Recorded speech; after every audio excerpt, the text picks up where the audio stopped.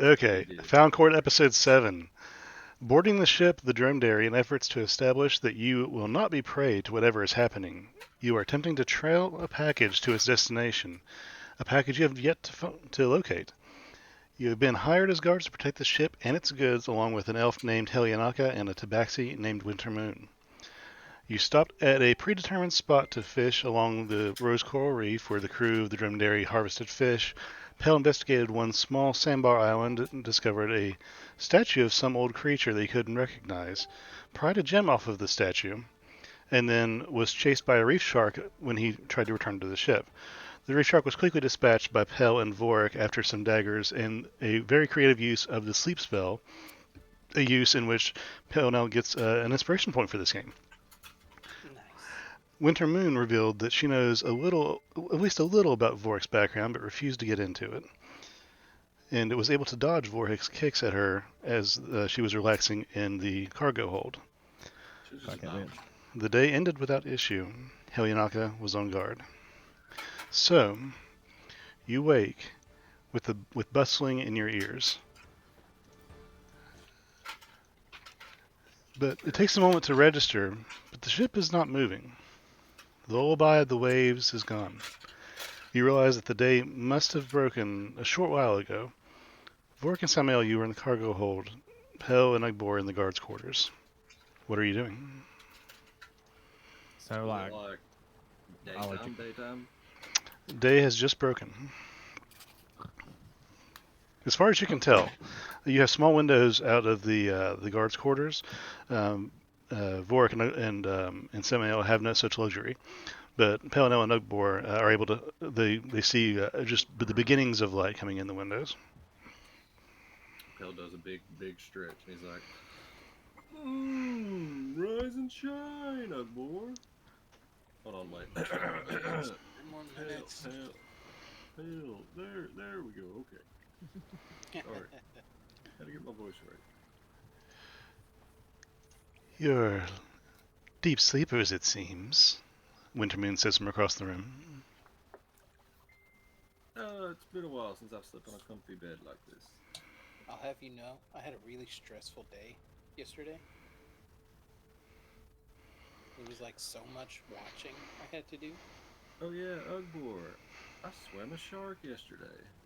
Yeah, yeah. I definitely didn't fall asleep in the crow's nest and miss that for sure. Ah, we didn't see you for a little bit, so I figured I'd tell you. So like, you fought this shark? No, How big was it? Can I? Where are they at? Guards' quarters. They're in the guards' quarters. You are in the cargo hold. I want to come up on deck out of the cargo hold.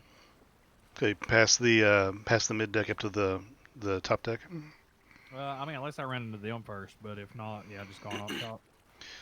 Okay, I I imagine we're heard like, those things can like be the size of ships. They're horrifying. I'd say that you can no. hear them gently talking in the guards' quarters. You hear mumbling through the wood if you would choose to stop, but that is up to you. I mean, that thing was like, how big was it, Dustin? It was like a little reef shark, wasn't it? Yeah, it's about 6-7 feet long. Can I It go? was almost as big as me. Can I go in? Go into Oh, the it's a baby. to the guards' quarters. Yeah. Well, it's If still I mean- hear big. them talking. I mean, yeah, it's just a door. It's not illegal or anything. All right, I'm gonna go ahead and go with them. Like Bort walks in and be like, he's the one that really killed it. I just kind of put it to sleep for a minute. Oh And- wow. And it kind of bled out. How'd you kill it? Did you get in the water? No, he was just throwing knives at it from on the boat. Doing my thing. If you guys are interested, we are at Port Eli. You can go get some breakfast in the kitchen. The chef has stuff prepared. But I imagine if you want to, we have a few hours before we leave. If you want to fetch anything from inshore, Where we at? you are allegedly at Port Eli. I don't really have much money right now, guys. I'm good on going into port. Hey. Is this the place we were last time, or we did a new place? This is Right. Port Eli. Well, hell yeah. I'm gonna go explore these places. Have I been here before? In your specific travels, no. You're not unfamiliar with it, but it's not a place that you've crossed paths with. How long are we going to be here for? Just a few more hours, I reckon. You can ask the captain if it so inclines you. Oh, okay. Yeah, I think that's actually probably a good idea. Technically, I'm on guard. Helianaka's taking a breather, but we're at port, so there's not much guarding to do. I'm available. How much longer on your ship do you have? I'm not concerned. Whenever they tell me to relieve, I will, but I'm not exactly in an unrelaxed state. Well, if you need a breather or anything, just let me know.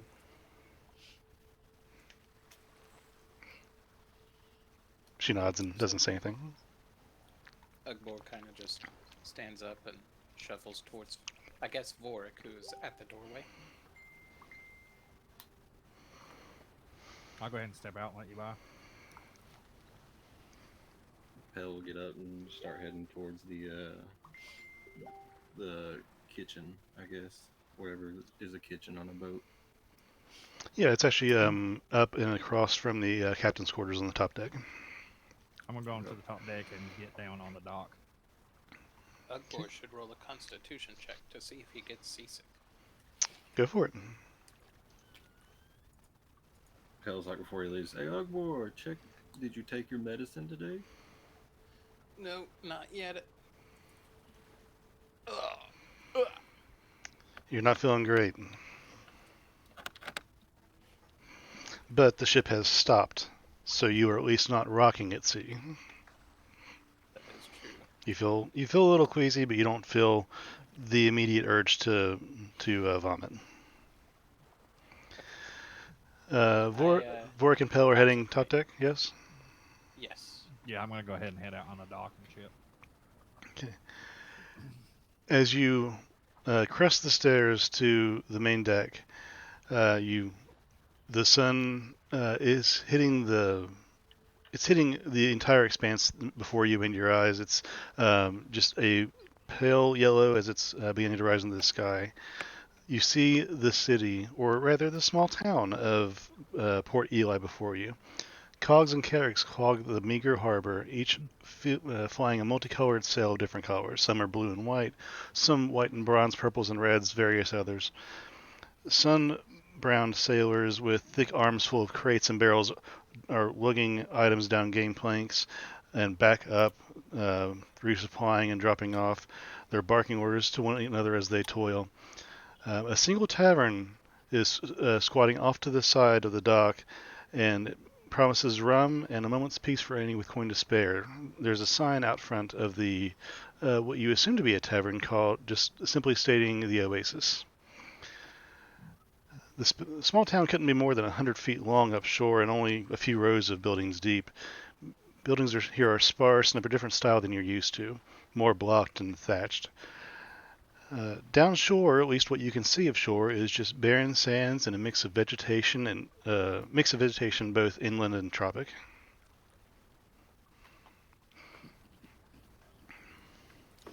Do we smell any food? Nothing incredibly strong. It is a rather small town, and you don't see any major buildings other than the lighthouse just down the sand, standing upon a small little hill. And the one building you see that appears to possibly be of food isn't incredibly large or very close. You smell salt, and a lot of wind hits your face, so you smell the general aura of sea and tropic plants.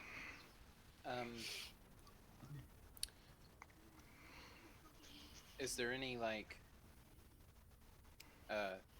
dock workers? Anybody moving stuff to and from the ship at all?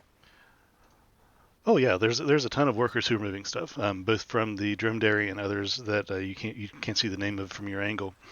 There's a lot of people being early in the morning. Seems to be their time of day to get work done. There is a lot of people moving stuff from the cargo hold up and down. They didn't start until right after you woken in full force. So right as you guys are going up, there are crew of the Dromedary and others going down below deck, bringing stuff up past you and going down back and forth. Not a terrible whole lot. They're not unloading the entire stock, but they are doing some tradings. Do I see any shops close by that I can see, like an eye shot? Nothing that is named. At least not that you can tell. Okay, I'm gonna go into the tavern. So going down the gangplank onto the dock and down into the front building of what is called the Oasis, allegedly or apparently, there is a large front of this area that has just rows and rows of windows. It is incredibly open. You go inside the door that is also windowed. When you come inside, you see that this is actually pretty large on the inside. There are tables that line the entire front where the windows were, and directly back down the middle, forming an upside-down T of tables and places to sit. On the left and right sides of this almost warehouse-sized building is racks of supplies and foods and things.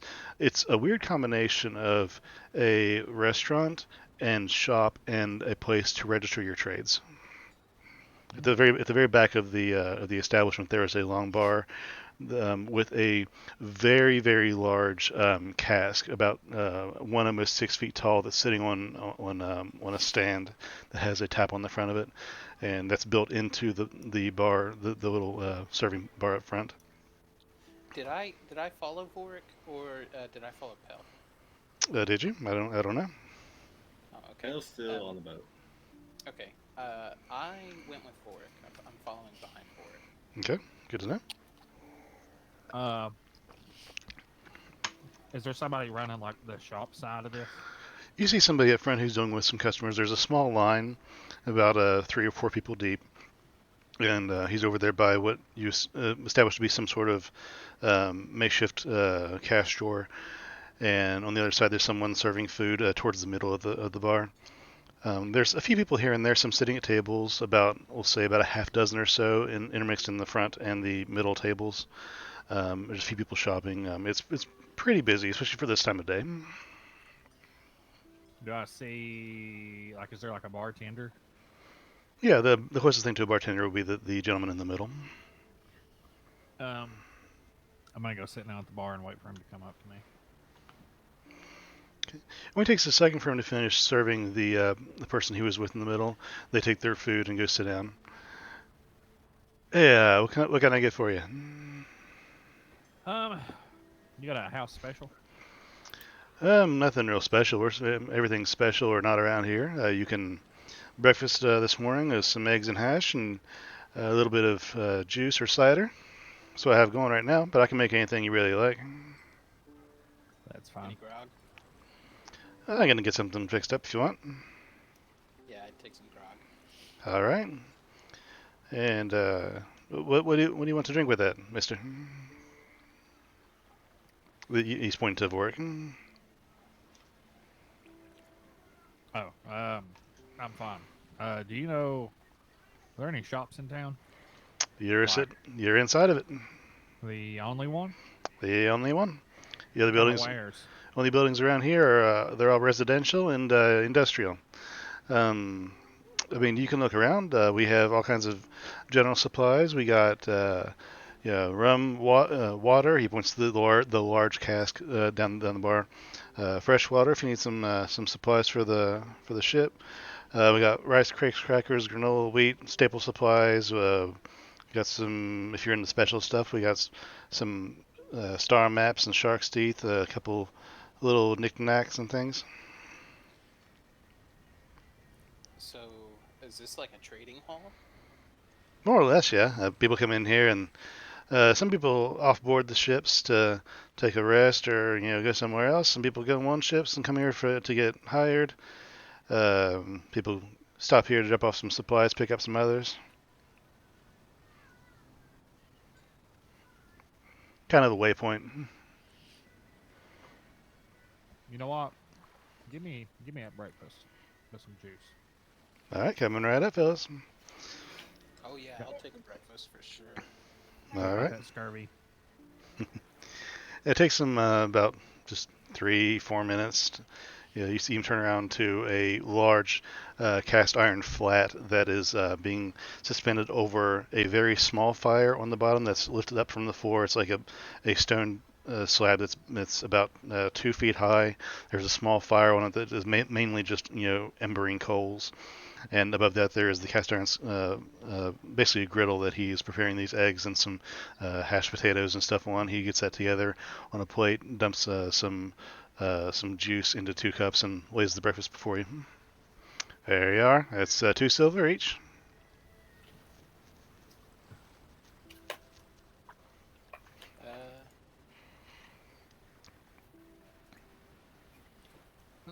I give 2 silver and 20 more.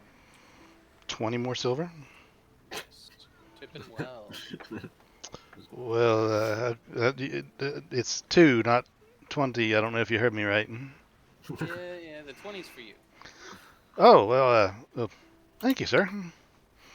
He very, very hurriedly pockets the silver. Since Ugbor did that, Vorik's just gonna lay down his 2 and just be like, he covered it. You're fine. Fair enough. I'll take it. If he feels anything else, you're welcome to sit at any of the tables down the way, up at the bar over here. If you need anything else, let us know. I primarily serve the food and whatnot, and Barnabas over there, he deals with all the mercantile transactions. While I'm eating, I'm gonna try to keep an eye on that guy and wait for the line to dwindle down a little bit. Okay. Yes.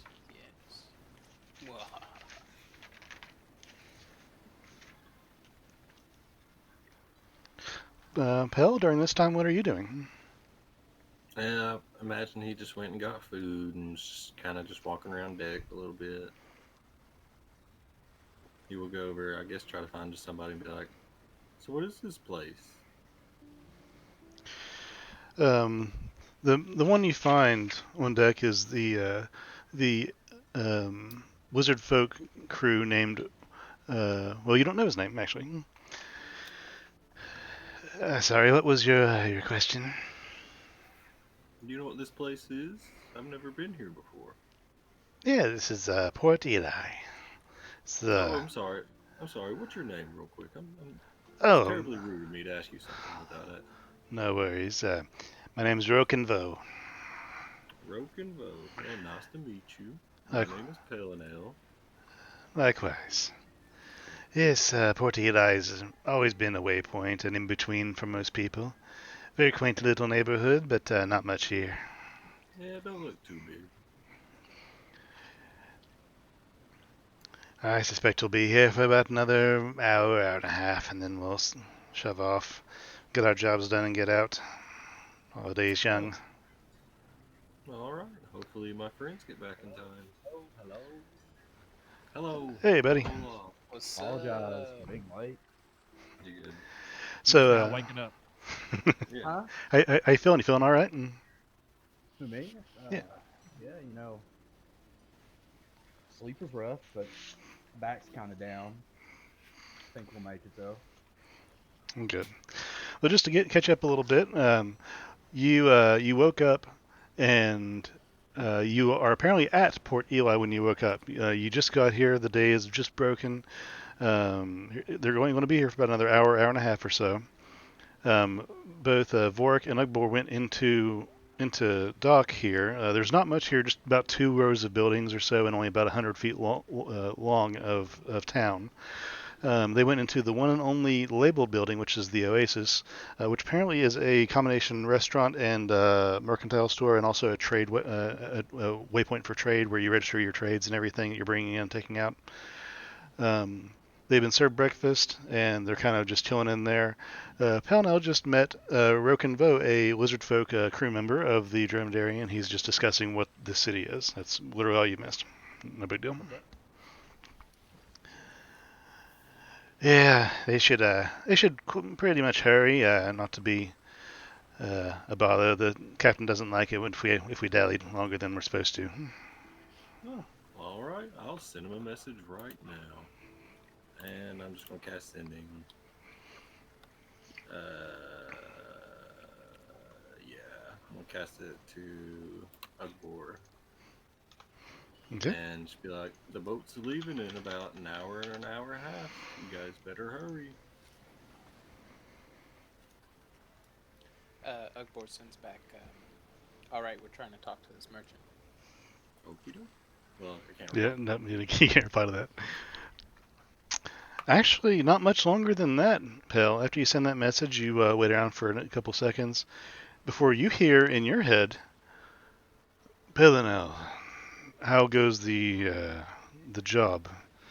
Have you located the package? Do you know its destination and route you're taking? Any details you can share? Please reply, if you can. That is fucking what's his name? It is what's his name? Uh, okay. I'm just gonna tell him. We're at Port Eli right now. We haven't found the package yet. Hopefully, we pick it up here. Hold on, let me count those words. We're at Port Eli.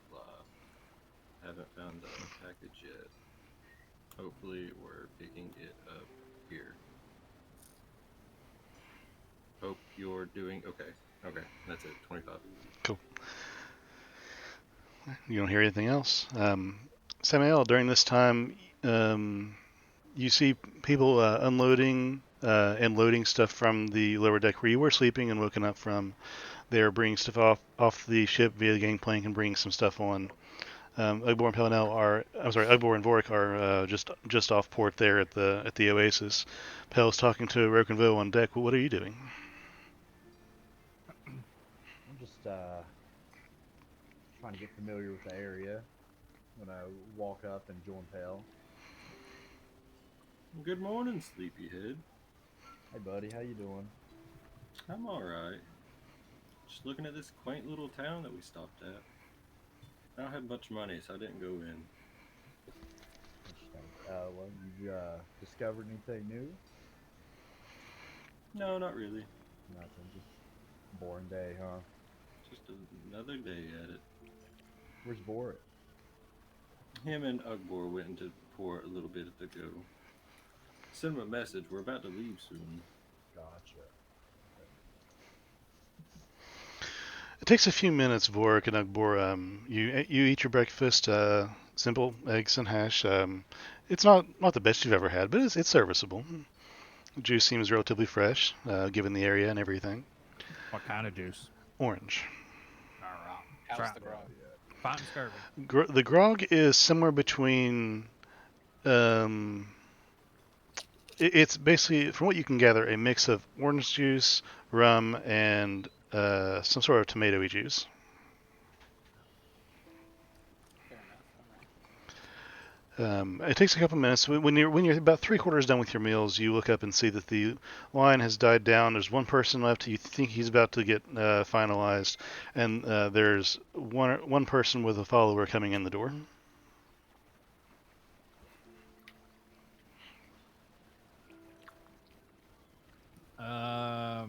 One person and somebody following coming in the door. Mhm. Are they heading towards the merchant? Looks like it. I'm gonna go ahead and try to either beat them or get right behind them. Okay. Roll we'll say roll an athletics check. Or acrobatics, your choice. Acrobatics, ignore that. Well, never mind, that's fine. Okay, you have 17. You are fast enough on your feet to beat them to the front of the line, and just as you get there, the person in front of you leaves, and they come up behind you after just like 2 seconds. All right. Morning. So, what can I do for you? What kind of wares do you carry? You've come to the counter and haven't bought anything? Like you haven't selected anything? No, I was just wanting to see if you had anything. I mean, assume you don't carry weapons, armor. I mean, a few basics, but it's literally on the counters right freaking behind you. I mean, it's just on the walls over there.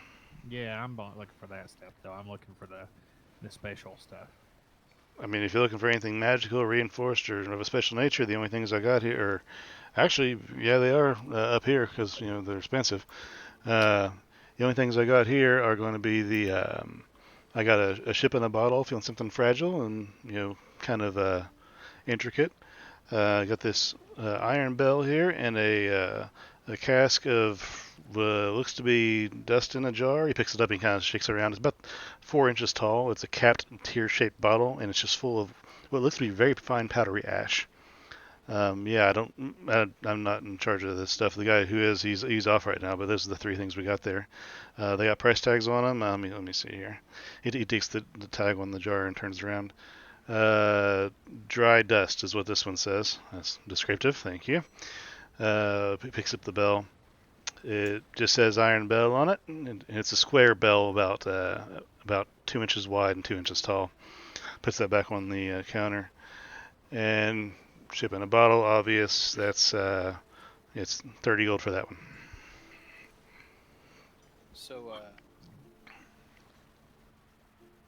So is this like one of those places where people bring stuff in and you agree to sell it for a fee?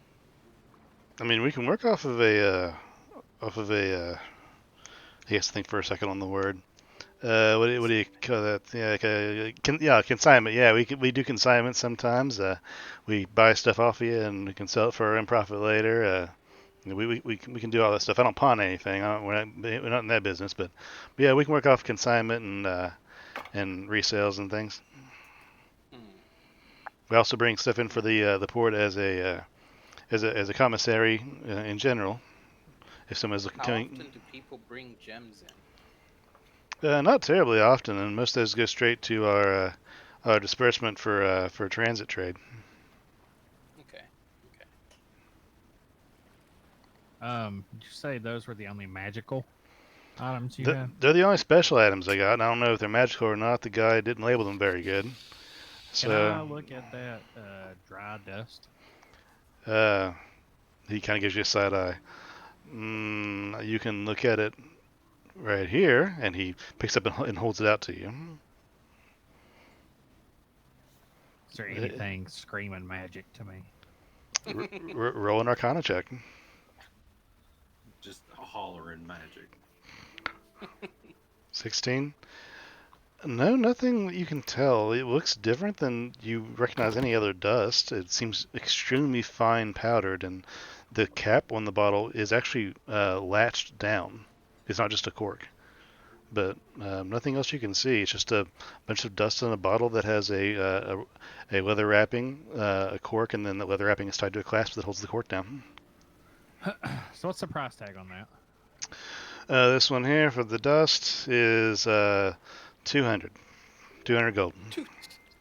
You can't tell me what it does. I literally don't know, friend. It's labeled here. If the guy was here that does the magic stuff, I'd let him talk to you, but he ain't here right now. I tell you all I know. Listen, pal. Mm-hmm. This is a jar of dust. You have a tag that says it's a jar of dust.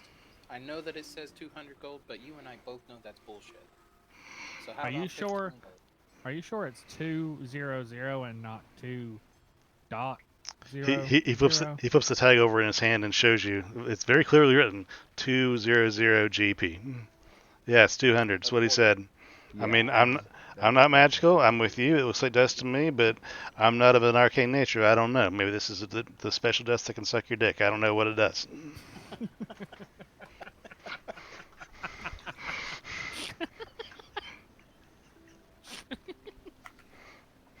I mean, it depends on what it's worth to you, but I got to sell it for what it's tagged for.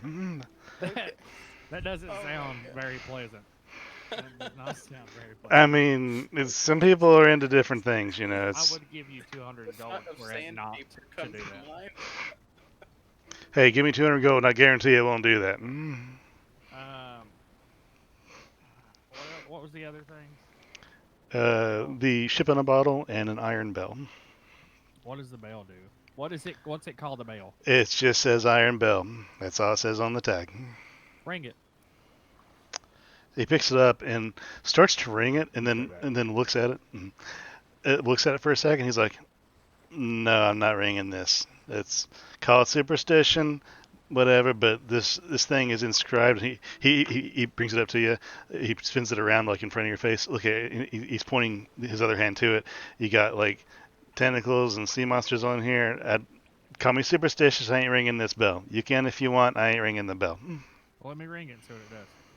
Not in my shop. You're not. No, thank you. Well, let's go outside and try it. Well, how much? Is That goes out the door after with the receipt. How much is it? This one, it's labeled 20 gold. Do you do refunds? I do not do refunds. I can do a buyback if you want. If you So take if this, I bought this for 20 gold, what would you buy? If I went outside, rang it once, what would you buy it back for? buy it back for 15. What about the 200 gold thing of dust? That is what it is. You can't test that out to my knowledge. Yeah. Besides, something like that, the bell, I can assume it's a bell. It is what it is. But the dust things, you could take some out and bring them back. I don't know. I don't know what it is. I don't evaluate these things. I can take in a bell. I'm not qualified to take in magical dust. What was the last one? Ship in a bottle. Does this do anything fancy? Does it say anything on it? I mean, I'm guessing it's just a ship in a bottle. I mean, it's very intricate, and he takes it down off the stand and puts it How in front much? of you. This one is 10. That's probably just a ship in a bottle. Yeah, it's be my guess too. But it's pretty fragile and intricate, so it's placed up here on this shelf out of the way. Where is this magic guy that knows this stuff? He's off today. He'll be back tomorrow. Hey, I'm sorry to rush, but I got a line foreman, and you turn around, and there's like 6 people behind you just staring at you.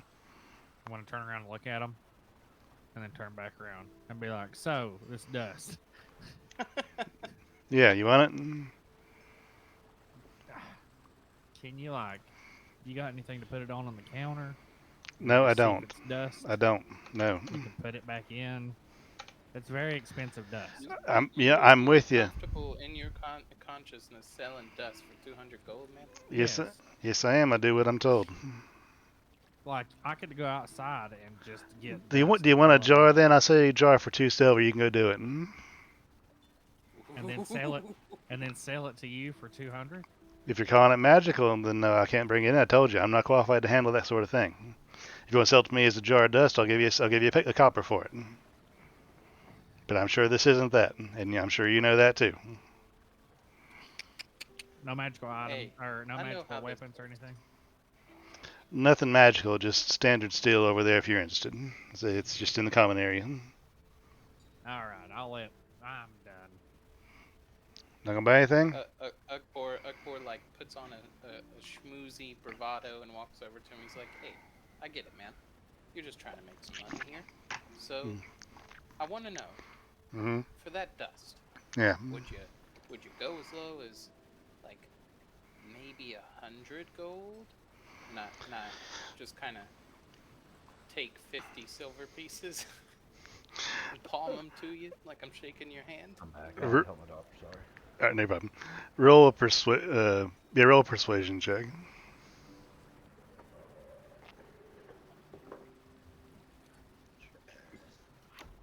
Oh man. Okay, come on.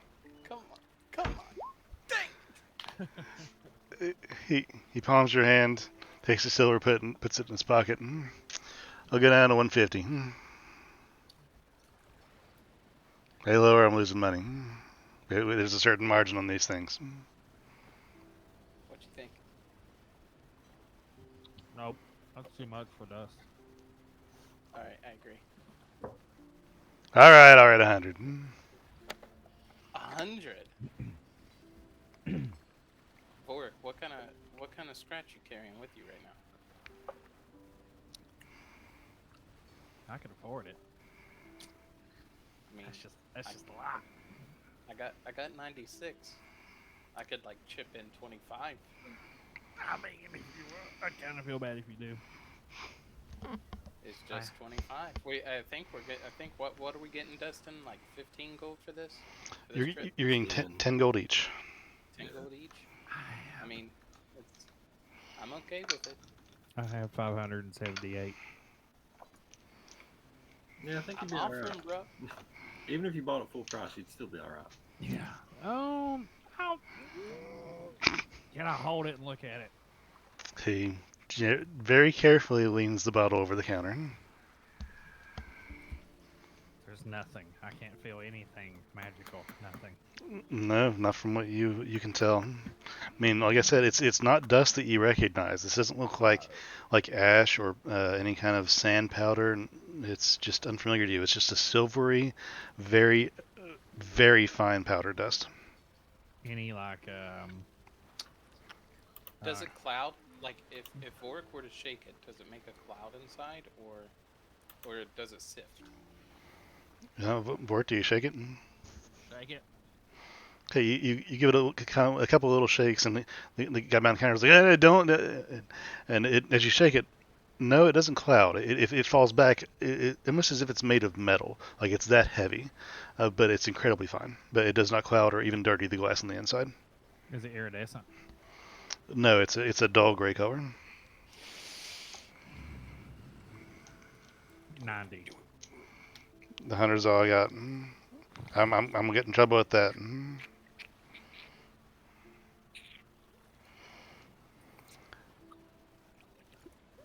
Come on, let's go. Somebody behind you. Come on, let's go. I'm Uh-huh. already 50 silver in. Alright, I would have. All right. So he holds out his hand for the money. Is that gonna be it for you? Yeah. Come on, let's move this line along. I can tell Vorik immediately has buyer's remorse. He's like, Was I that- just bought metal shavings, bro. Was that him? Or That was somebody behind you. I'm just gonna turn around and be like, huh? You turn around and see it is a fairly large leonin from the middle back of the line. I mean, shit's me. Okay. I kill sharks. I've killed a lot of things with daggers that don't exist, but So who's paying the merchant? did. You did I did. the full amount. 100, yeah. Okay. Okay. How many people back is that guy? He is the seventh one. Okay. There's a total of 10 people in line behind you now. All right. I'm gonna take my dust, put it in my bag, and Okay. walk off. Anything for you? You pointed at Duckboard. No. This was a lot of fun. Thank you Fair. so much, buddy. Good deal. Thank you, sir. Does that? Can I see a noticeable pouch on that Leon's belt anywhere? Make a perception check.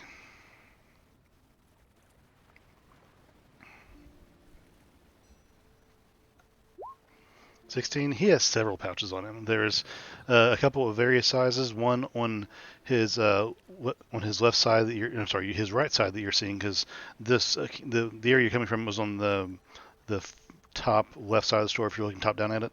So you're walking down towards the middle of the store. It's on his right side. There's a big pouch on his right side, and then a couple smaller ones beyond that. But everybody in line is just staring at you as you're leaving.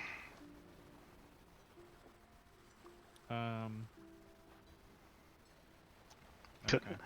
A couple humans, dark skinned, some tan, some just born dark skinned, some a couple half elves, and the Leon in here, and they're all just looking at you as you walk by.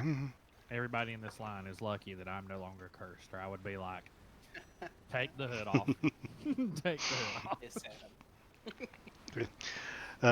As Ugborn and Vork walk outside, you hear I'm not ding, outside yet. ding. Oh, okay. I think they're outside. Not yet. Okay, well. Pell and Samael on deck. You see the first mate Jonathan go up to the bell on the bridge and start ringing it very loudly, and start calling out, "Dromedary crew on board!" Well, shit. Looks like we better go. Do we hear any of those You- bells you'll in the he- tavern?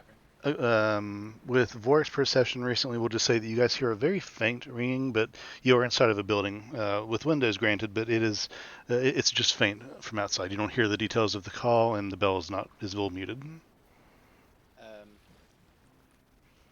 That like sparks the memory of the message Pell sent me, and I like bump Vorik and I let him know. Hey, I got a message from Pell while we were eating breakfast back there. The ship might be leaving soon. How hard did you bump me? Like somebody would like bump somebody's shoulder to get their attention. Can I pretend to fall down and try to take that dude's pouch? Um, you can try if you want.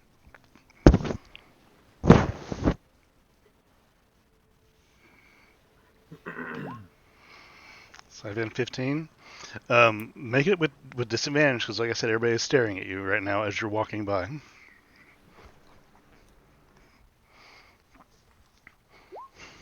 Okay, 15. Um, as you fall down, you're proposing that that Ugbor has knocked you over. You fall down and you try and catch yourself, just in the air, and one of your hands goes over to the right and grabs the closest pouch of his, and falls down and tears it off of his side, and coins just scatter across the floor. Some of them underneath of you, but everybody immediately just runs over, and some people help pick him up, and some people grab you and try and pull you back up off, by your shirt. And the Leon is cursing and getting down on his knees and trying to gather up all of his stuff in the pouch. Some people are helping him, and some people are not putting all the coins back in. You notice, but they're helping him gather everything on the floor. So am I being held currently? You fell down as you grabbed his pouch, and coins went scattering. You landed on some of the coins. You were almost immediately picked up by your belt and the back collar of your shirt and pulled up, in not midair, but you're being pulled upright. Like, hey, my bad. You, We're good. a total of three people had a hold of you, two by your belt. They lifted you up and put you back on your feet and kind of gave your back a shove as you gesturing you towards the door. I was gonna help him pick these up. The merchant up front said, "Hey, no trouble. Watch yourself." I failed. Ugbor just clears out of there. He knows how these things go for orcs. Nope, he goes outside.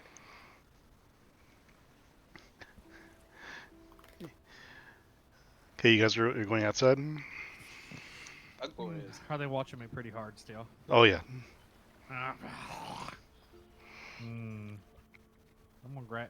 Fuck. Bro, so that's gonna leave. Are you trying to get like 10 gold? I wasn't gonna get 10. I was gonna go for multiples, but they're being dicks. Fuck it. I'll walk out of the tavern, just flip everybody off. Fuck you.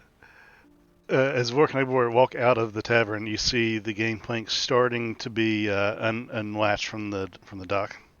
Hauling ass. Gonna jump that shit and try to get them both. Oh, dude, me too, man. Okay. Ibor, roll a Constitution check to launch yourself onto the boat. Well, I was actually gonna stop Vorik and ask him to like actually hit me. Okay. To punch me in the gut, and I was gonna use rage. So, Ugbor, you're approaching. You guys are running towards the dock. The gangplank is being unpinned. Like a metal bar that goes through a couple metal eyelets that anchor the gangplank to the dock. It's being pulled through, and the people who pulled the pin through are starting to walk up the gangplank to the ship to do the same thing up at the ship. Vorik, listen, man. I need you to punch me. I need you to punch me if we're gonna make this. I want us still running at this point. I want to like parkour-ish style, just jump off something and fucking Superman him right in the face. Okay. Make it hurt. Without like missing a beat, so we can just keep Okay, running. so you're running along the dock. You jump off of one of the dock pillars that anchor the boards. So you're running. You hop left onto this pillar. You jump up and then try and clock a board in the back of the head. Roll an unarmed strike.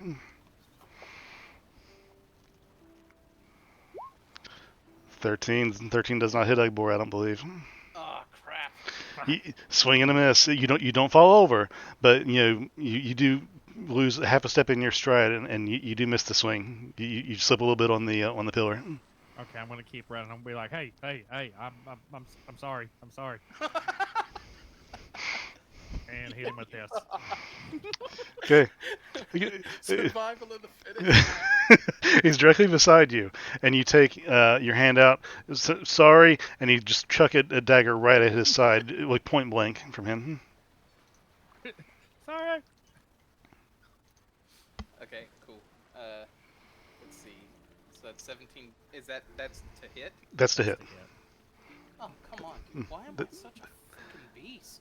Does that? Does Still that? a hit. Can we assume I don't have my shield, right? Oh yeah, you're not. I mean, yeah, you're not running with your shield. You'll throw it on the deck. Yeah, that's for sure. Okay.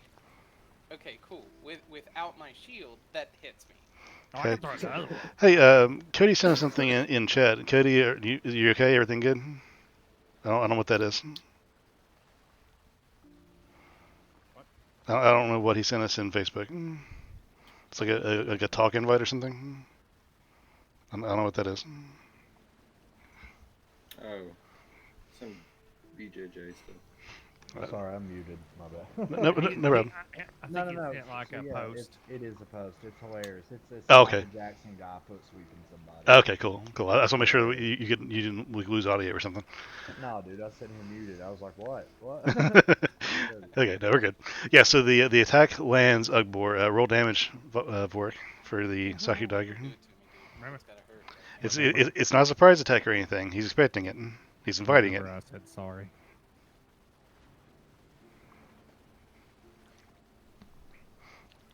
Okay. 23. How's that break down? Oh, Saki damage 9. So Okay, so it's just 9. Yeah. So it's 9 damage. it won't let me roll it without sneak attack. I don't know why it gives me the option. Okay. It doesn't give me the option. That's fine. Okay, so where you take 9 damage, and you feel a sharp pain in your side, like right in the kidney. Okay. If that hits, I'm gonna just start hauling ass. As far as you can tell, it hit. Yeah, that definitely hits. Okay. I take that damage and I get that sweet drip of that rage, and I start to catch up to Vorik. Okay. Vorik, you get to the game plank and you start running up like straight Naruto style. You're tippy-toeing your feet as you run. You get to the top as the guy is trying to unpin it, and you about clock him in the head with a foot. It's like, oh jeez! He moves out of the way. Ugbor, because Vorik got ahead of you like that, the game plank is not being raised just yet, but you get to the game plank and you're running up it. As you get to the top, the guy sees you coming, gets out of the way, takes a second, looks back down, make sure nobody else is running for the boat. Then he unpins the game plank and starts pulling it back on board. Okay, good. I thought you were gonna fall, and I was gonna make some ridiculous feat try to happen, and we probably would have been wet. Pell, I love you and it's preferable for me to take a dagger. That's all I'm saying. That's all I can hit Get with. wet or dagger. Pell and Samael, you're on deck and you see this happening. Like Ugbor and Vorik just scrambling towards the deck. Oh, you guys about got left behind. Nah, we're good. We're good. Ugbor doesn't stop running, by the way. He's still raged for a few more seconds, I'm pretty sure. Oh, you want to stop? Oh. Okay. I just run screaming by Pill like, ah! No, you might want to stop. You're going to run off the boat. Oh my god. I'm gonna cast haste.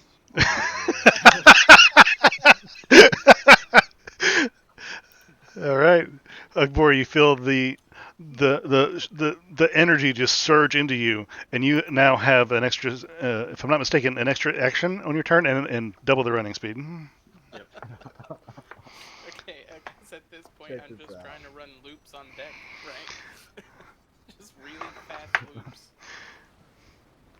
So you're running, and in your speed, you run up deck, back down deck, and as you approach the spot in which you came back on board, you turn, grab the mast, and just spin horizontally for a second. Jesus Christ. You got a zip in I your step, buddy. just go to my side with a wait a minute. He used psionic dagger, didn't he? Pell, Yeah. I bet you could beat him in a race. Yep. I don't know. He's pretty fast. Let's see, man. I'll cast haste on you too if you want. No, he'll like point at his stomach and be like, "I'm gonna." He's got a little bit less of this on him than I do. You guys look up and you see on the bridge of the ship is Winter Moon with just some sort of glass of some sort, and she's just leaning over on the railing of the bridge, just watching you, just smiling and shaking her head. Hello, Miss Wintermoon. How are you today? You are quite the entertainment, especially this early in the morning. Ugbor's Oh, still it's like, not even he's noon kind of like yet. giddy. He's got that, maybe you almost died kind of excitement for absolutely no reason. Damn it. The captain walks up from somewhere out of sight for you guys, and he takes the helm. Shoving off! And the bell rings again, and Jonathan repeats, "Shoving off! Everybody take your vest, take your places." And the crew on deck starts to fumble around. You notice that you have traded some crew at some point during this time. You notice on deck who some people are tending to different ropes and moving different masts and tightening different things. Um, there's a couple you don't recognize. There's two dark-skinned humans, an elf wearing a very flowing type of clothing, and what appears to be a father and son. The father's both of them human. The father's older and graying. The son appears to be old of body, but his face hasn't grown into his body yet. The boy keeps his hands folded in front of him, and the father has one hand on his back and one hand on his arm. And he's guiding him along the deck.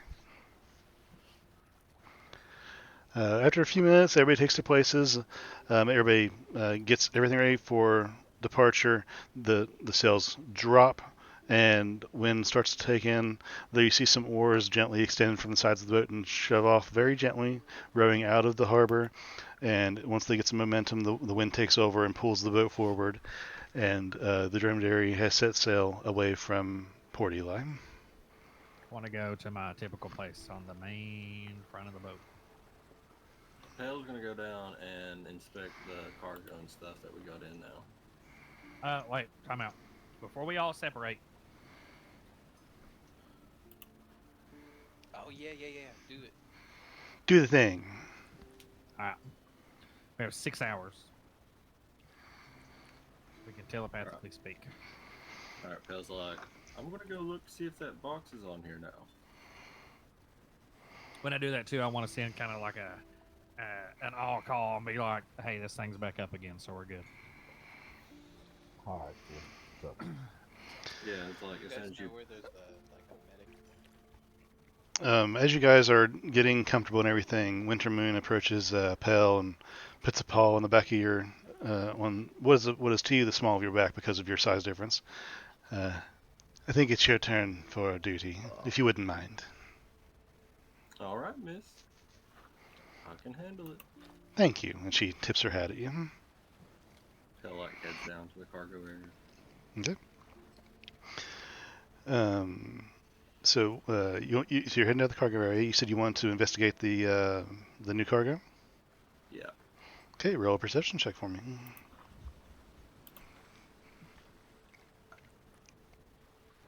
Oh, come on, bro. 12. You don't notice anything that you're looking for. You see the new material on board.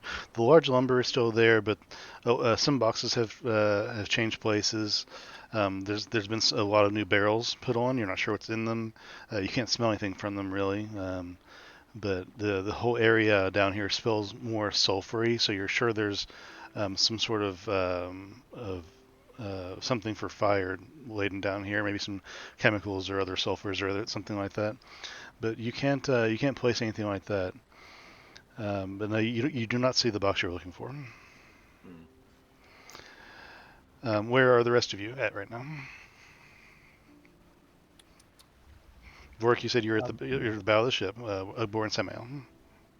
Yeah, I'm all the way out on whatever the hell it's called. I don't have much business here, but I'm gonna go introduce myself to these new people. Okay, who do you approach first? I want to approach the father and the son. Okay. I'm gonna say, so how are you doing today? You approach them. They're on deck. They're sitting just off to the, for our purposes, front right of the ship. They have performed their duties for right now. They're standing by near their station, but they're sitting at that area of the ship, watching the waves and the distant ocean. And they're both sitting kind of on a bench that's been built into this area. Sorry, I didn't hear you. Says the I father. just I was just asking how you were doing today. Oh, we're doing fine, thank you. My name is Rufus, and this is my son Scout. I'm gonna reach my hand out, shake their hands, and I'm gonna tell them my name's Samael. The father grabs your hand and shakes, but he doesn't let your hand go for a second. He said, "Please, my son is very sensitive to these type of things. I would appreciate it if you didn't extend like this towards him. You see, he's born with a defect," and he points to his head. No problem. Sorry to intrude. No, no worries. New people is good. He turns to his son. Hey, Scout, we have a new friend here. Look, and Scout's looking at the ocean back and forth, and turns to look at you, and he's just looking at you blankly. Hey, this Scout, this is Sam. You said? Yes, my name's Sam. You can call me Sam. Yeah, this is Sam. He's a friend, and he's like rubbing the arm of Scout. Scout doesn't say anything, but he looks at you and kind of nods a little bit. I want to reach my hand down and kind of like Fist scrub bump. his hair up, and I'm gonna reach in my pocket and get a gold coin out and hand it to him, or reach it to him, put it in his pocket for him. As you reach in your pocket and take out the gold coin and show it to him, he looks at it and his eyes go wide and he looks excited, but he doesn't say anything. He's just like ogling the coin. You start to reach it forward, and the father very quickly reaches up and takes it from your hand and brings it very slowly to Scout, and he puts it in front of his face and brings his hand up and puts it in his hand. Yeah, look at that, Scout. You were given a gift. Isn't that nice? And he holds the coin in his hand and kind of turns it over back and forth and looks at it just in wonder. And he's just lost in this little nothing gold piece. It's not even shiny in some places because of the way it's worn. But he looks from the coin back up to you and just smiles a little bit. He doesn't say anything, but he's just all smiles. I'm just gonna stand up and bow and walk away. As you walk away, you hear the father talking to the son again, but you don't catch what he says. So it's like the psychic thing. Have we determined that it's like a group chat, basically? Yes. Yeah. Okay. So like, yeah, you guys hear in your heads. I still can't find the the box we're looking for, guys. Maybe we didn't pick it up here. Yeah, There do we any know more if there's stock? any more I stock? think this is. I don't think so. Not until we get to South Sunder. Hmm. I mean, Maybe- Well, unless where have we not looked? we've looked the As cargo hold. as What you're about the captains? as you're talking amongst yourselves, Vorik, Wintermoon approaches you at the bow of the ship. Morning. Good morning. I couldn't help but notice your group is having some difficulties. And she leans up against the closest vertical pillar near you guys. Like, Like you cannot find the box you're looking for. Your friends don't guard their words as much as they should. Especially your friend Pale. Nice fellow, but unaware of his surroundings a lot of the time. You see, and she takes out a dagger and starts picking her fingers with it. It's not hard to gather information if you simply pay attention. I don't know what you're talking about. Fair enough, but Said every guilty person ever. I haven't done anything technically. I believe what you're looking for is the special charge of Helianaka, the black crate that's being held under her bed. So when we speak to each other telepathically, are we verbally, like physically saying these, or is it just in our mind? I assumed it was in your mind, but you can double check the spell to be sure, or the feature, whatever it is. I was trying to figure out how she overheard us. No, I accidentally said something. Yeah. Pepel just blatantly was talking about the box in the guard's Oh. quarters, forgetting that everybody was around. Okay, never mind. Never mind, we're good. We're good. Yeah, it's telepathically. Cool. Yeah, I believe that's the box you're looking for. If you are looking for anything at all, I could be mistaken. Wow. While we're discussing this, I'm just gonna telepathically be like, the cat knows. Oh, When I Winter Moon? should come and break the cat. Should I kill it? Winter... I Aw, Kill the cat. Winter Moon's a nice little girl. I've not decided whether or not yet because she knows quite a bit about me, and I'd like to know how or why. Borg, if you give me 20 gold, I'll kill her tonight. Oh, I'll kill her right now for 20 gold. Listen, You know, I she's got 20 gold. nice. Guys, what'd she even say? So, to not make it awkward, me just stand there in fucking silence. I'm gonna be like, Hold on a second. Clearly not to let. Oh, he gives Wintermoon the Getting telepathic. he gives Wintermoon the one finger up while he holds the finger to his ear.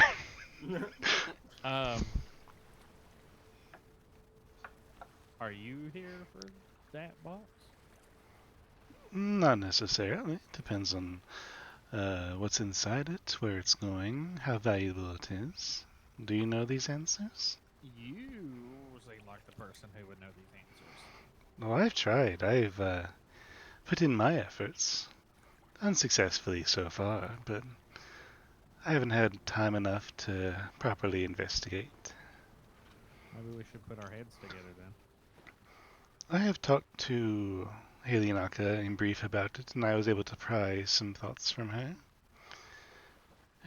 And also, there's some suspicious entries in the manifest as well. So you don't know where it's being held? Oh, I know where it's being held. I found it. You didn't open it? I couldn't. Seems Wow. to be a magical lock on it. Mhm. Otherwise, I would have it opened days ago.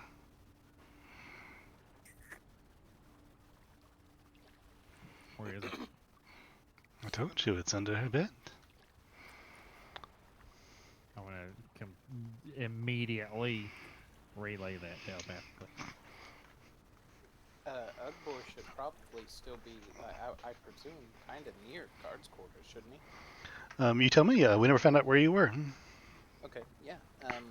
We'll say that I kind of went moseying around looking for, like, bandages and stuff. Okay, so you're wandering about and you end up in the guards' quarters. Is that what you're saying? Yeah. I know I have some, like, wraps and stuff in my backpack, so I was going to look through them. Well, in the guards' quarters, you try and search your own inventory for things that you might need. There are two people in the guards' quarters. One is Crops, who is taking a rest, and the other is Helianaka, who is asleep on her bed. So they're both seemingly asleep? As far as you can tell. If you'd like to roll perception, you're more than welcome to. Yeah, let me do that. I'll be right back. Oof. I mean, as far as you can tell, they both seem to be asleep. Okay, I'm gonna relay that back to the group. Along with, so like, what should I do? Who has the package, the chest, under the bed? Well, according to Winter Moon, it seems Helianaka does. Oh, interesting. Should I try for it? I know I'm an orc, but I actually have. Yeah, no offense, buddy. I don't. Why don't we let our tinier buddy handle the sneaky stuff? Yeah, that's true. That's true. But we shouldn't try to open the box or anything. We have orders not to do that. Oh, that's right. Yeah, we technically. Okay, so then in that case, well, I kind of feel silly now, since we're just employed to ensure that that package goes where it needs to go. We don't need to do anything now that we've confirmed. Well, that's what I'll do. I'm gonna look under her bed. to confirm that it's there. Okay, as you you walk up to her bed, where do you walk up to her bed at? Let's see. I assume that the guards' quarters are essentially a box. Mm-hmm. I remember putting my stuff in one of the corners, so I could probably get away with like acting like I'm putting stuff under like mine or Pell's bunk. Okay. Look, Well, as you kneel down to look under her bunk, you realize that she has changed her sheets to be very long sheets that fall all the way down to the floor. guys, she's got like different sheets on her bed now. I can't see if it's actually there. Well, why don't we just try backing out for now? Maybe we can think of something now that we have. At least we know where it's at. Yeah. So, are you trying to steal this package or escort it?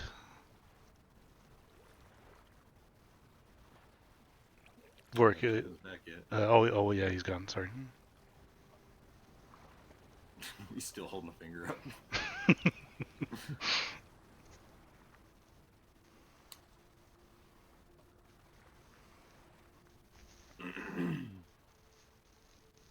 I think I subconsciously keep switching to fucking Laszlo when I'm talking. Well, if you have, I haven't really noticed. I hope not. How do you spell Helenaka? Helyanaka is Helianaka. Got it. Holy fuck, I got that right.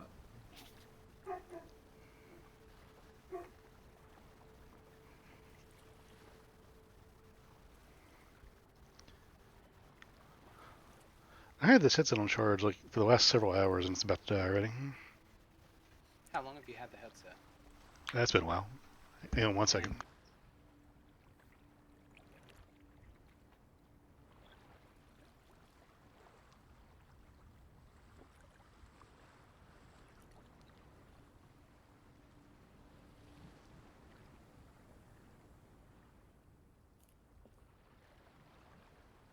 I let myself go. Dude, I love this shit. It's good as shit, isn't it, dude? That's me and you singing while everybody else is hanging out. Fucking, I let Tyler listen to it earlier. I like sent it to him. You did? What'd he say about it?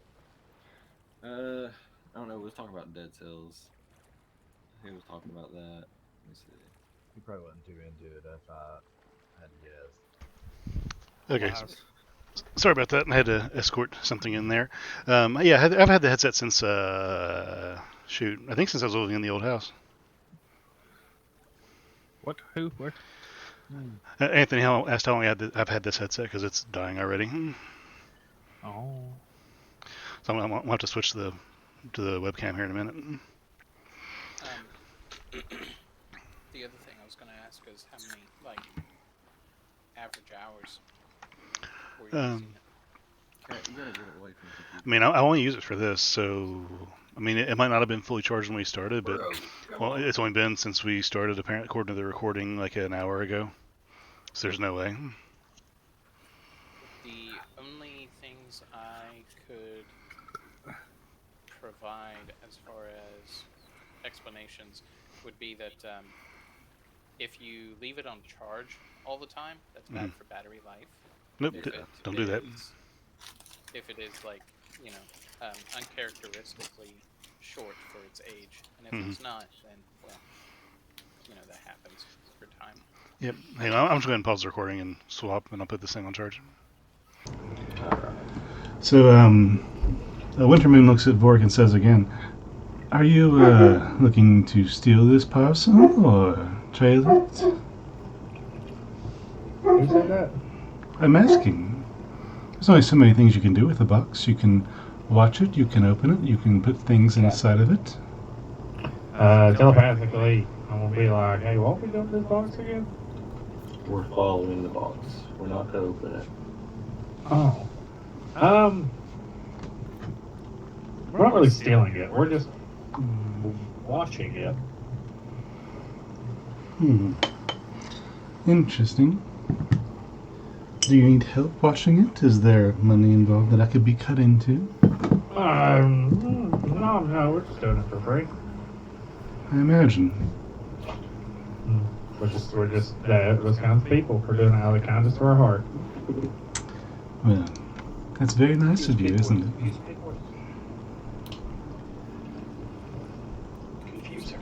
Well, I mean, you might try your hand at talking to Helianaka about this package. Maybe she can give you insight on where it's going.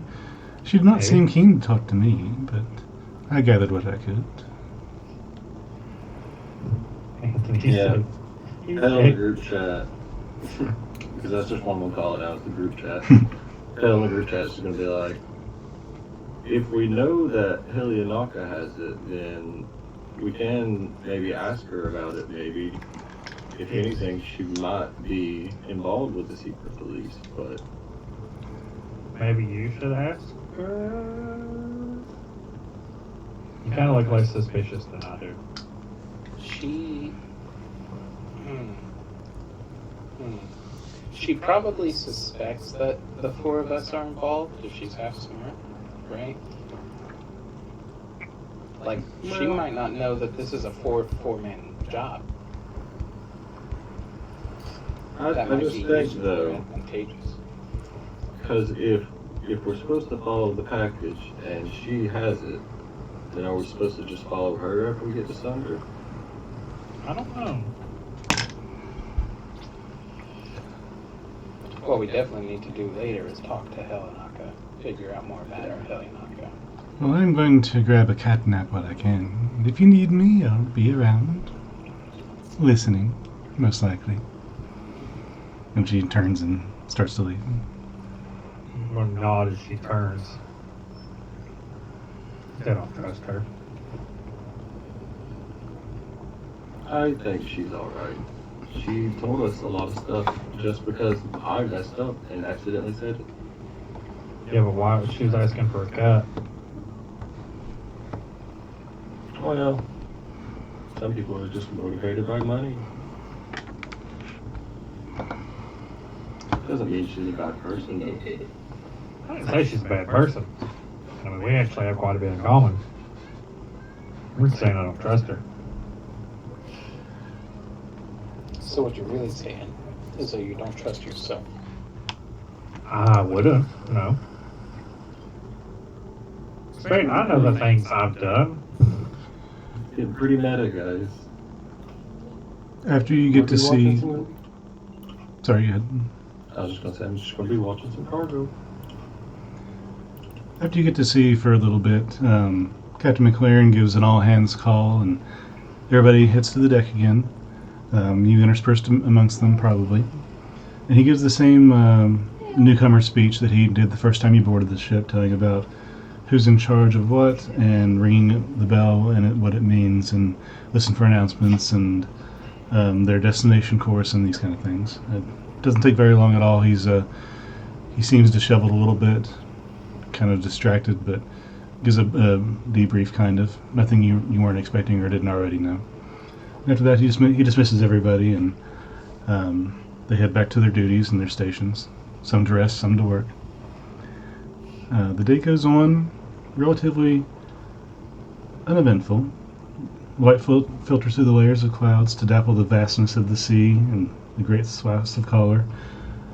Cold gray waves take on greener and bluer hues with the sun breaking and painting the flashes of silver as it crashes against the boat. You watch the last remnants of solid land fade off far on the horizon as the Dromedary courses directly from land into open water. It feels open, immense, and forlorn, but a splash of water and a disappearing tail makes you realize that you're floating above an unknown world, ignorant of its teeming population. Still daylight. It is. It's probably past midday. I want to telepathically reach out and be like, Hell, Samael, can you meet me on the deck? Yeah, on our way. I don't have to like be in the fucking little spot whenever I'm on duty, do I? Nope. Being on active duty, as far as you know and have established, is that you are the one who is supposed to actively respond if anything were to come up. Okay. Well, yeah, that was okay. Grab a barrel or something and kind of use it as a table. I mean, technically, everybody should respond if something big comes up, but you'll be the one who's supposed to be watching for things actively. Okay.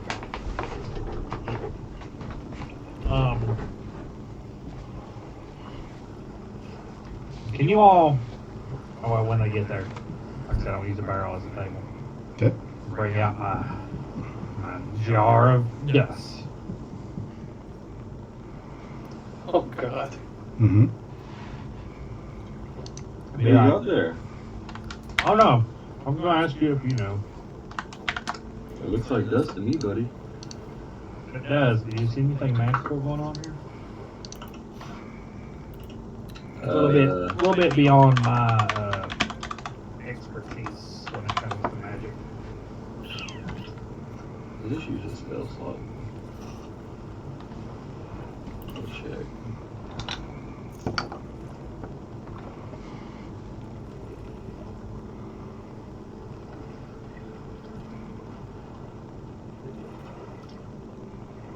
No, I can just cast it. And I get it back on the short rest. Alright, so yeah, I'm just gonna cast Detect Magic. Okay. Yeah. The several other things try for your attention on board, but the dust in front of you does glow with a bluish hue. Bluish, let me see. I also learned it's magic school, if any. Its magic school is transmutation, or whatever the equivalent is. If I said that right, let me see. Also, I pull out my little rock that I got. I'm like, oh yeah. Yeah, That's why I asked you. That's why I asked you. Yeah, that also glows. Let me look that up real quick. So yeah, this is magical, buddy. Yeah, transmutation is the dust. Let me look up the other item here.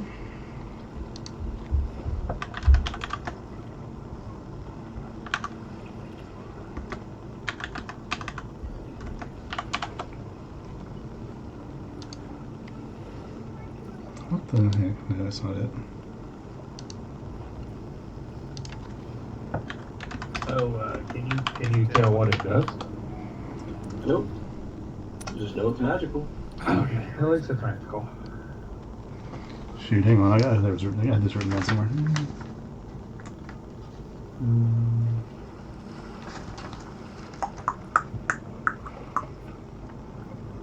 I forgot to do that. I should Okay. have fucking did that when I got that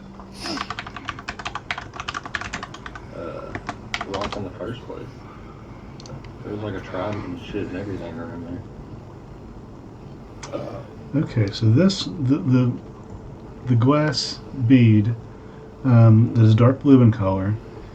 It glows with a color that tells you that it is. I'm gonna say that's also transmutation. Yeah, we'll go with that. I think it's transmutation. It's hard to gauge these things, but that's what I'm gonna call it. Okay.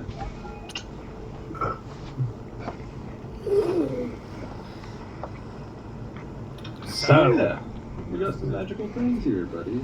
how do you think I should test this out? Sam, you're a little bit smarter than I am. Think you could figure out what it is?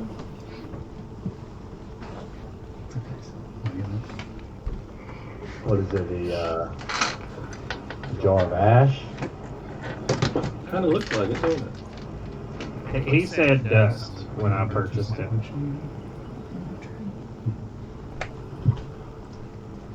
Well,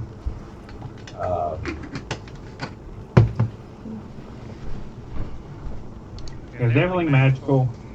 And Phil, what'd you say?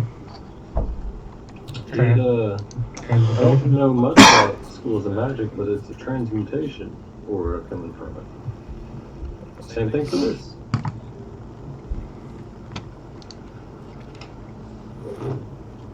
Or you would also know that the Beats me. The cap is forced. It's being held on. It's not just like a Yes. stopper in there. Oh, why is it stuck on there like that? So no, all four of he you are wouldn't let around the me barrel. open it. Hold that. All four of you are around the barrel. I'm just checking. 3 of us are. Sam, where you at, buddy? We're called Hell and Sam over. Sam, are you with the group? Yes. Okay, cool. All right, so yeah, you're all together. Just double checking. Ugor is still in the guards quarters.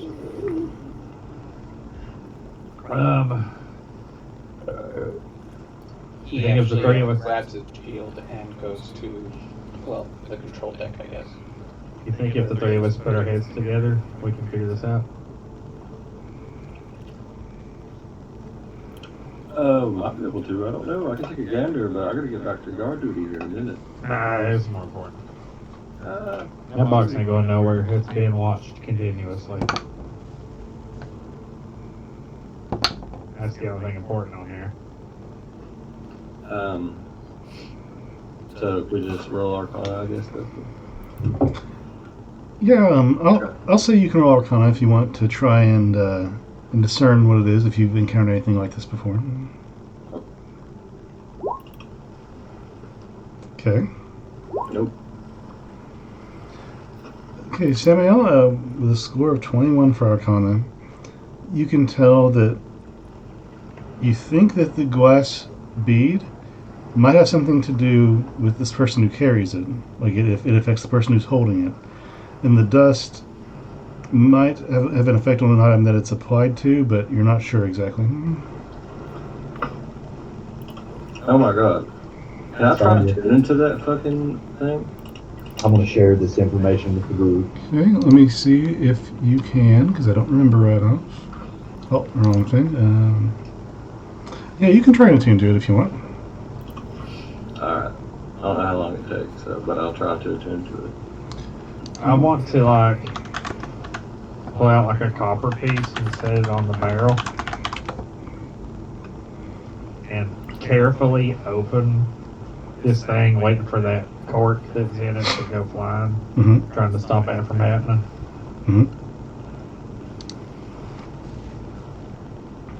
And if it doesn't, just get a little sprinkle and put on the copper piece. Okay, so you're sprinkling like a pinch of it on the copper piece. Yep. Okay. So it was 2. Okay. Okay, so you sprinkled the dust on the copper piece. The dust falls on and it covers it in a lumpy pile. And nothing happens. Oh. Maybe it needs, like, activated somehow.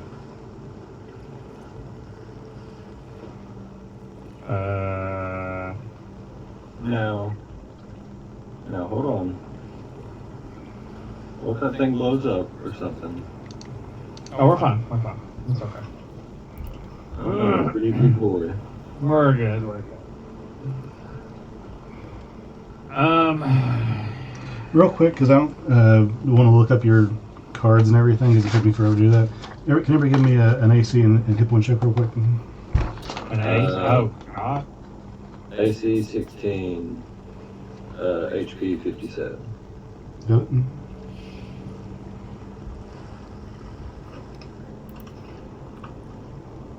Anybody else? AC 18. And HP is 40. Big board?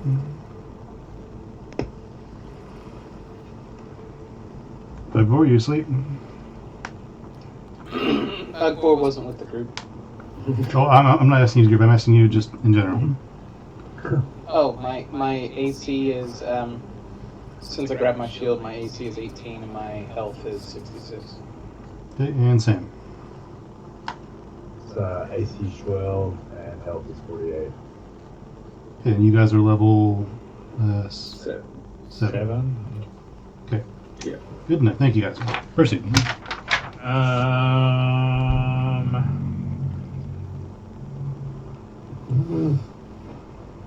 I'm going to pull out. That seems like overkill. You know what, fuck it. We'll start it like all mixtures do. I want to pull out my water skin.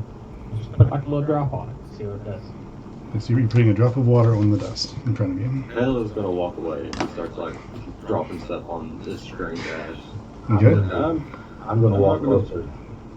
I'm going to walk closer. I'm gonna taste it. I'm Borg, going to taste it. Borg, as you drop the water from your water skin onto the dust, it is immediately absorbed, and it turns into a marble-sized bead, brown in color. Holy shit! What is this? Good night. Good night, sweetheart. I love you. Can I inspect the bead? You're picking the bead up. Can I tell if it is like the properties of it now, like any different magical like properties?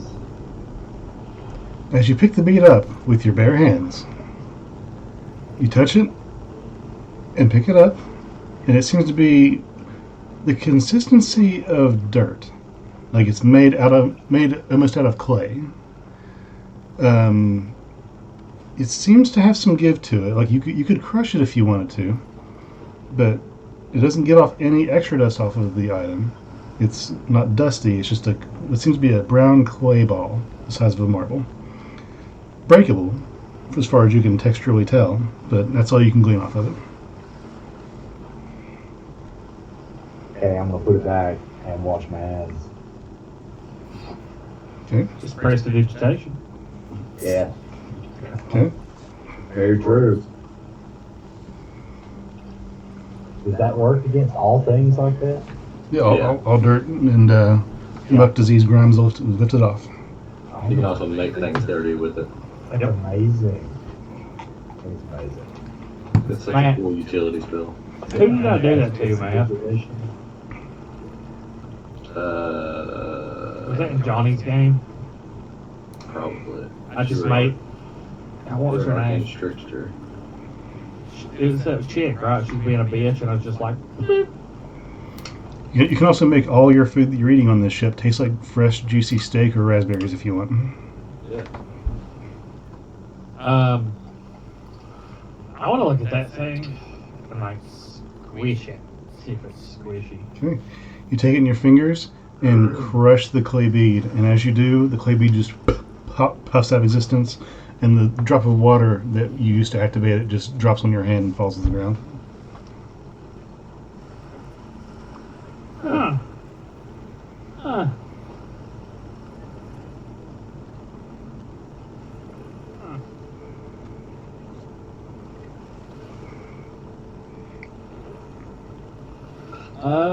Can't. Is there a bucket anywhere around? I'm sure you can find a bucket. They swap the deck pretty often to keep it clean and stuff like that. There's a bucket of water. I'm gonna take it and just put a pinch in it. See what happens. You take the copper bucket. piece on? Yeah, copper's fine. It's just sitting there. Oh. Um, Put it in my pocket.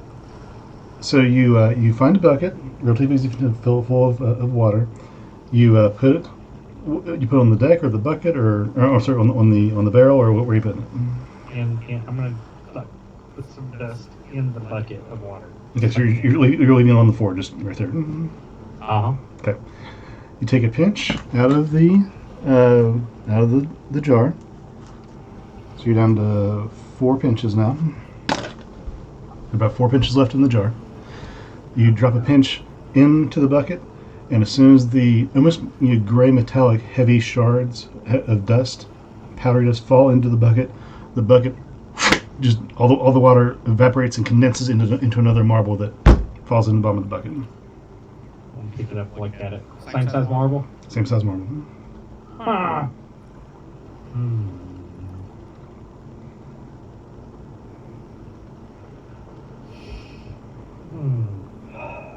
Well, this This isn't solving much. Dale went to ponder his tiny glass orb. I guess we have nothing else to do on this fucking wretched boat. I'm running out of this stuff, but I'm still not quite. I mean, obviously, it reacts to liquid. I say we save it for someone who knows better. That sounds like a good idea. I would definitely love to know what this stuff is. I'm going to put the cap back on and secure it. Mm-hmm. Put it in my bag. Did you handle it? What? The ashes or the dirt? I mean, you sprinkle it. Okay, I'm gonna cast prestidigitation on his hand. Okay. And then the little marble. Who's up here? Is Akbar up here or Hale? Dale went probably up the little crow's watch nest thing. I'm down on my bed. Hold on. Yeah, he went to the crow's lookout. Whatever the fuck that thing's called. I don't know. Crow's nest. Yep. Crow's nest, yeah. Oh, okay. That's Yeah, it. sitting up Akbar? there. Akbar's up at the wherever the helm is. Well, telepathically, I'm gonna be like, so apparently this does something funky with water. Dump it in the ocean, see what happens. That's kind of. I've already used like a fifth of it. I don't want to use anymore. Oh no. So, What does it do? well, it turns it into like water, liquid, into a marble. How much? Excuse me. I'm assuming what it originally absorbs. That it a drop and the marble was the same size as a bucket full. What if you did it in the ocean? That's kind of scary. Do not. Do not.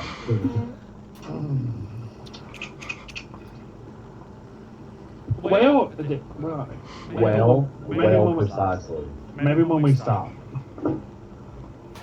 Okay, so what are you doing with the marble? I don't want to do it while we're going and. Yeah, what happens if you destroy the boat? Yeah. Cool.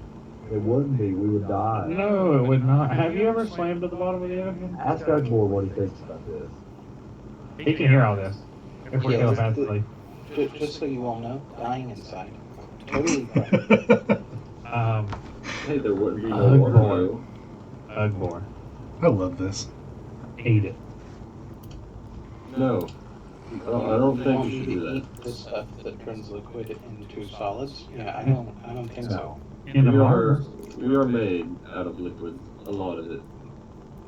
So, aside from the fucking shape shifting dirt, any new ideas about this box?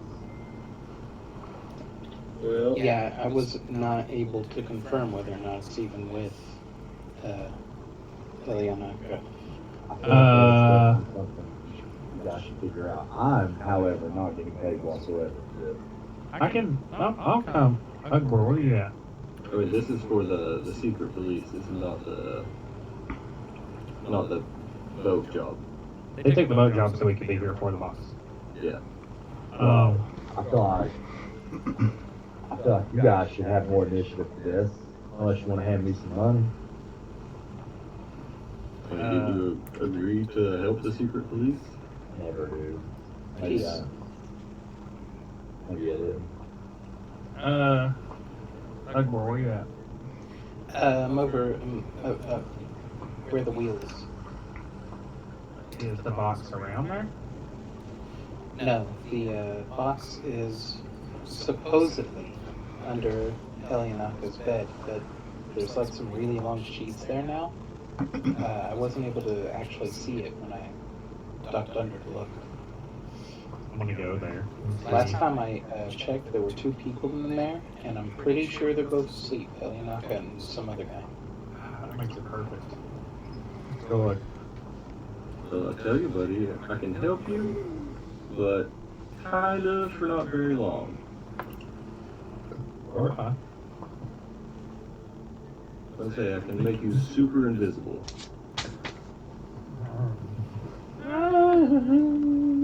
Sure. Oh, hold on. Let me see if I can do one thing. I bet the that marble like in my. Well, No, never mind. I can't do that. do I have an empty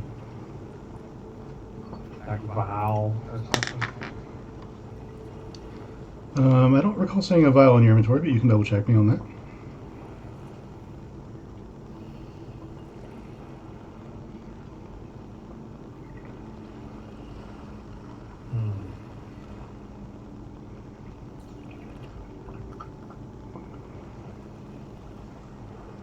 I do not.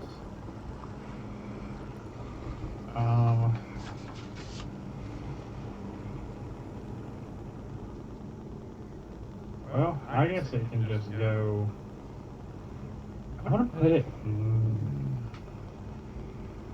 in my pocket. Decision.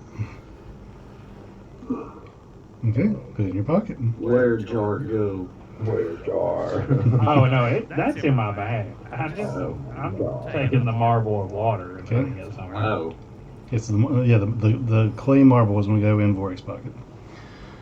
Pell, after an hour of studying this bead and looking into it, twirling it in your hands, it's a glass marble that is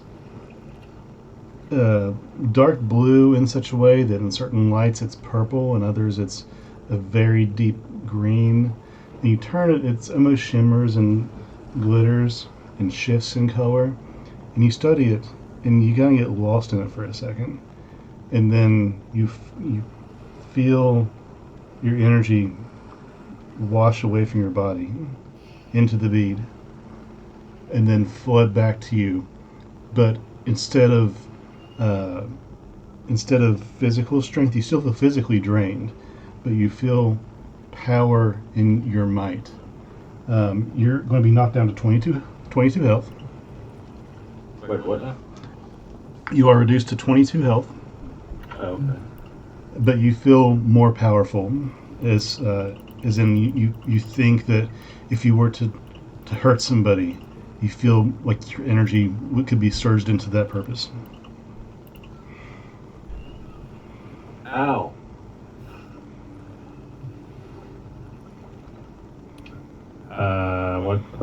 What's up?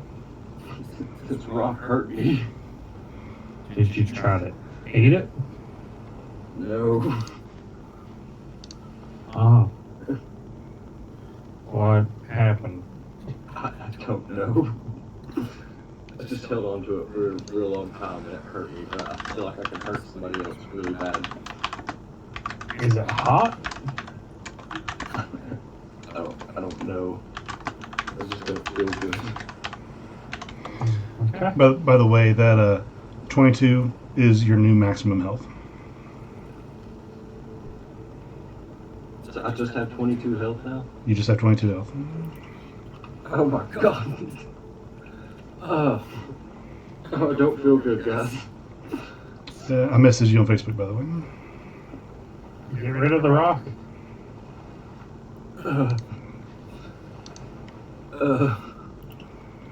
I might. This hurts really bad.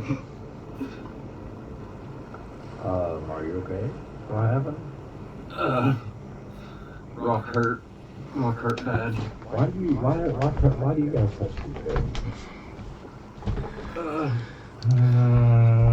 If we don't, who will? I know, our poor friend over here is dead. We have to learn some way. It starts to head towards evening. Who's going to be on guard duty now after Pell? I'll go and try to find Helionaka. She is up at this point and wandering around the ship, just giving herself something to do. Well, actually, hold on. Mm-hmm. Rectify that. I'll go find Uggor. And I'll be like, hey, buddy, I think it's your time to go. Okay, sounds good. I'm gonna go try to talk to Helionaka, maybe. All right, I'm gonna go watch the cargo, dude. Alright, you got this.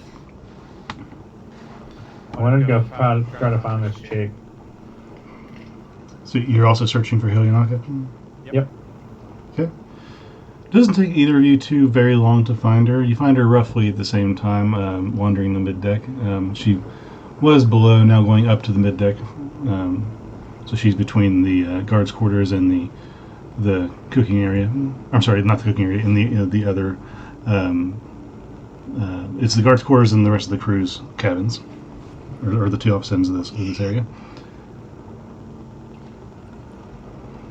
But she, you find her and she looks from one to the other and just kind of awkwardly waves a little and then puts her hands back behind her back and continues walking. Phil will wave at her. Hello, miss. Hello, Pellinel.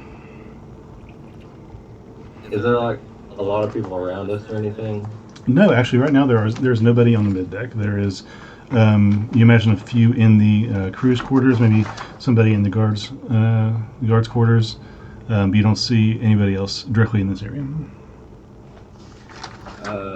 So I'll look at Warwick and be like, if you wouldn't mind, miss, could we talk to you for a minute? That depends, I suppose. We don't want to intrude or anything. If you have more important things to do, then by all means, go do it. No, I don't mind. This just seems a little odd. But what can I do for you?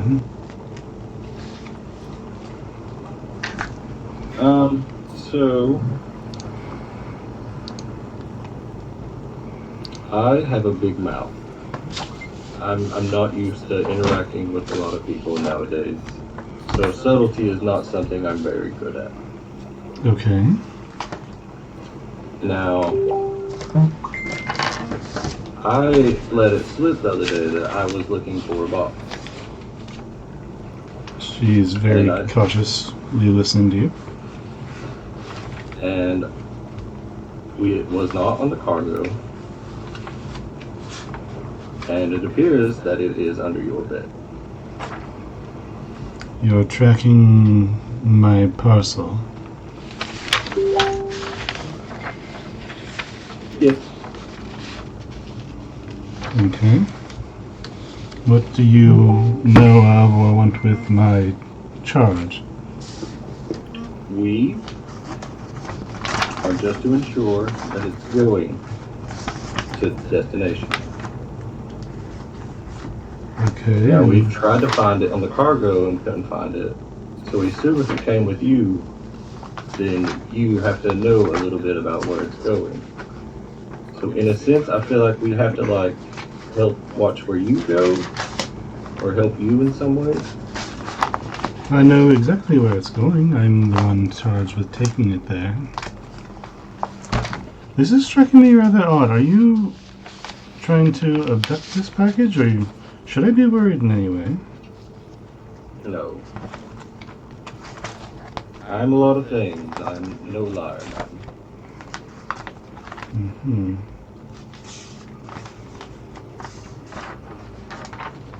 Well, if I was to take you at your word, what would you ask of me in this case? Can we at least see it so we can, like, confirm that it's on the boat? She looks very cautiously from Pale to Vork. We won't open it. We won't try to touch it in any way. We just have to confirm that it's on the boat. Seeing as how you know of its existence and location, I don't suppose there's any harm. And she walks towards the guards' quarters. And we'll follow after her. You get there. She goes to her bed and lifts up the sheet that is draped over one side of the bed, especially. She raises it up and pulls out a approximately a 1 foot by 1 foot crate. That's only about it's a 1 foot by 1 foot by a foot and a half. So it's a foot and a half long and then one. and she pulls it out from under her bed. It just barely fits, and it is a black crate that's banded with metal. There's a very intricate lock on the front, and other than that, you can't tell much about it. It seems to be treated for water as well. It's kind of tarred a little bit on the seams. But other than that, it's just very dark wood and otherwise unremarkable. This is... But it just like kind of matches the description it was given on the paper. Yes. Matches exactly. And He'll bow and he'll like just turn around and back up. make a perception check, though. Okay.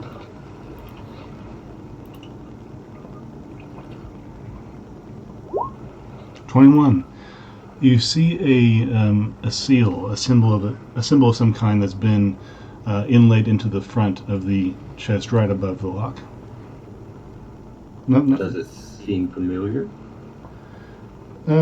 Make a religion check.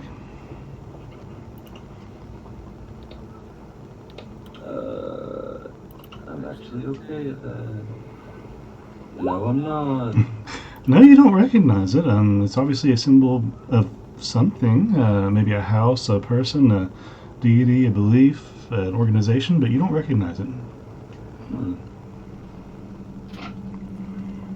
Curious seal, but thank you, madame. Yes. I know it was quite sudden for me to ask you this and quite abrupt. I apologize for the forthcoming of it. Given the way you spoke, I don't think that there's anything that you could have done about that. It's either said or unsaid. So you are just to trace this to its destination, you said? Yes, ma'am. And what purpose do you have in doing that? Who set you on this mission?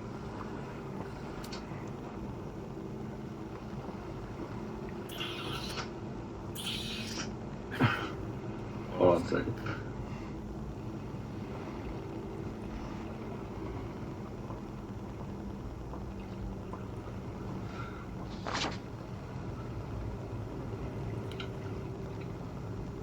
Now, I will apologize again, but he is a very dear friend of mine, and I really don't want to be saying his name out and about in ways. He's an accomplice. He does nothing but fuck. Hold on, I'm trying to think of good words to say.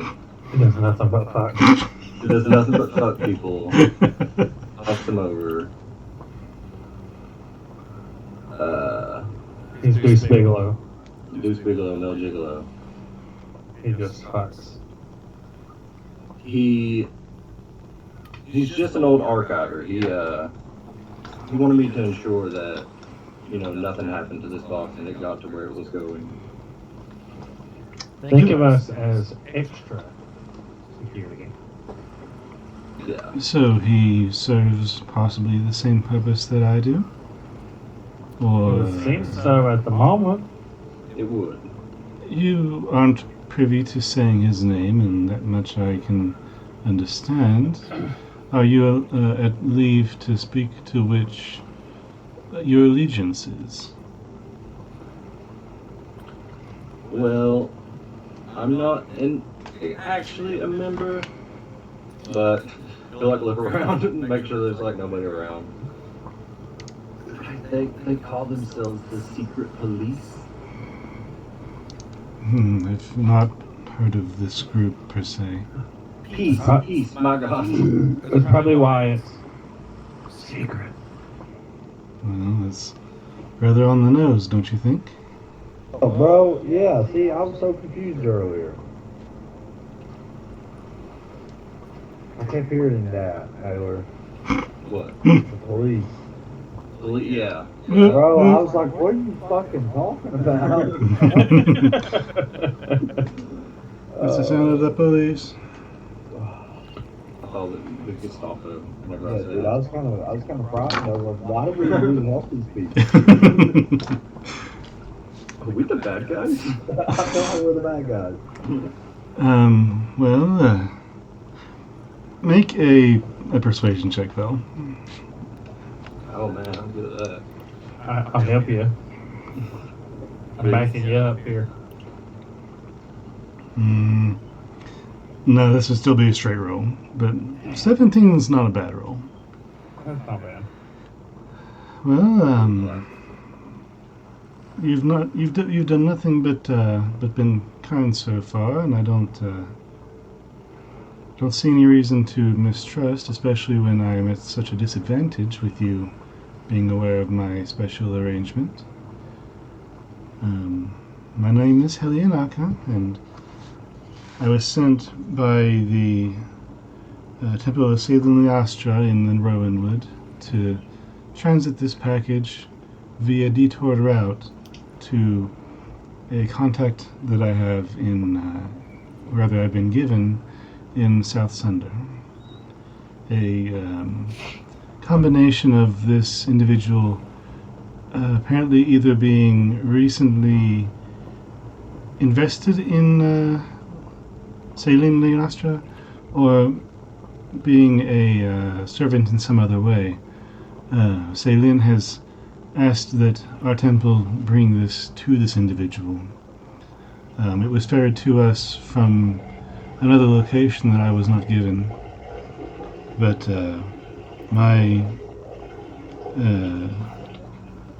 I'm supposedly headed to one of the major locations in South Sunder.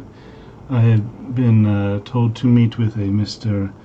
Tosvavas Titiku, and he's when I will be bringing the package to and relinquishing in her name. The package has been magically sealed, so preventing other theft or tamperings, but Mr. Tosvavas is the receiver of this package on holy order. Well, thank you so much for telling us this. I'm glad we were able to actually, just talk about it instead of us trying to, snoop around or anything. That didn't seem right. I didn't want to do that. This is very respectful of you. Thank you. Well, we can act like this conversation never happened, and we'll kind of just keep an extra eye out on you. If you'd like. I appreciate it. If there's anything I can do to further our relationship or keep in good company, I am open to a conversation. Well, it's not just me and this little guy right here. The big orc and the little wizard guy. We're all helping on this right now. So if you need anything from any of us. Indeed, thank you, Mr. Pellenin. As you. He'll walk out and hit his head on the pool.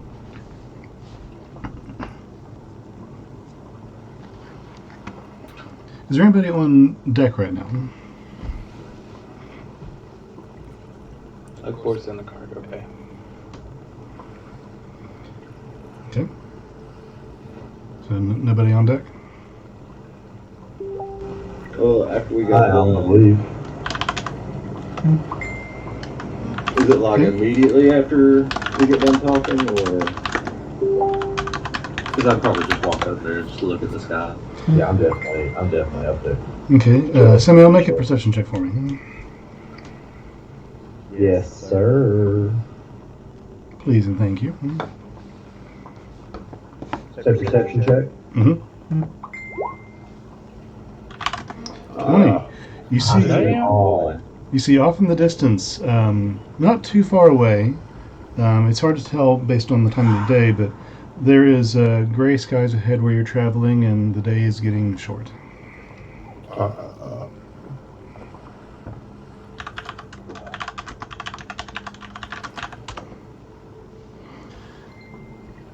So who's going to remain on charge for the remainder of the day?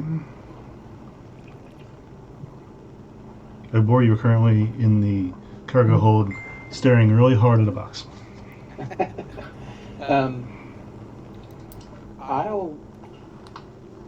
let's see. How long have I already been on duty?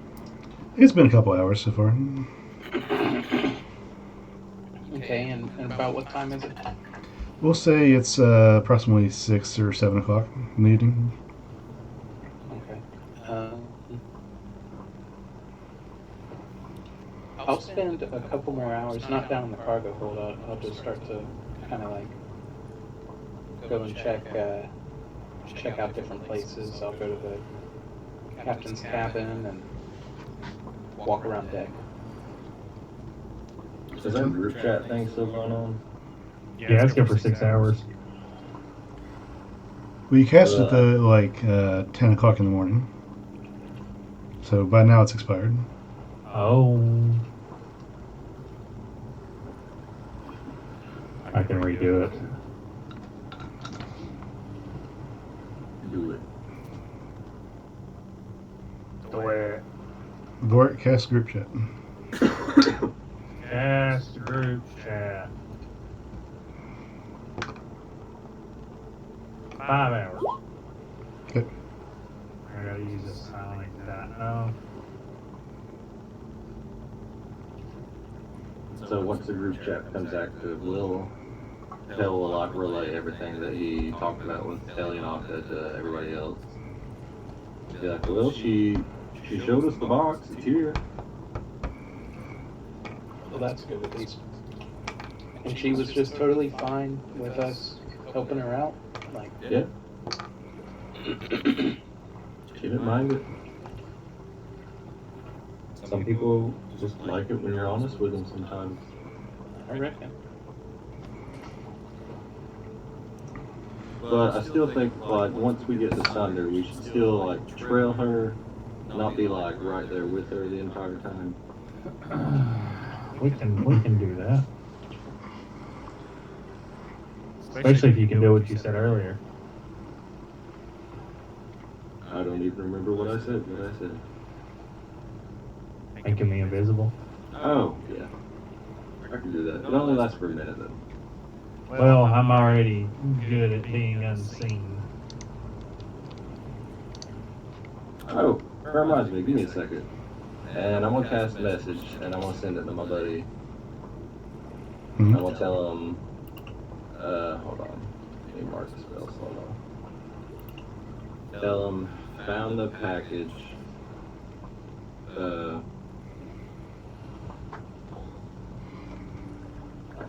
It's being carried to Sunder by someone named Falonkort. Is that one word? Yes. Okay. Goddamn syllables. Falonkort, talk to her about it.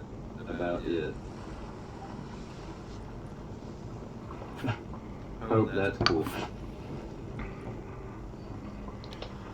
I trust your judgment, Pell. I might not have been so forthright personally. Keep your distance. Stay safe.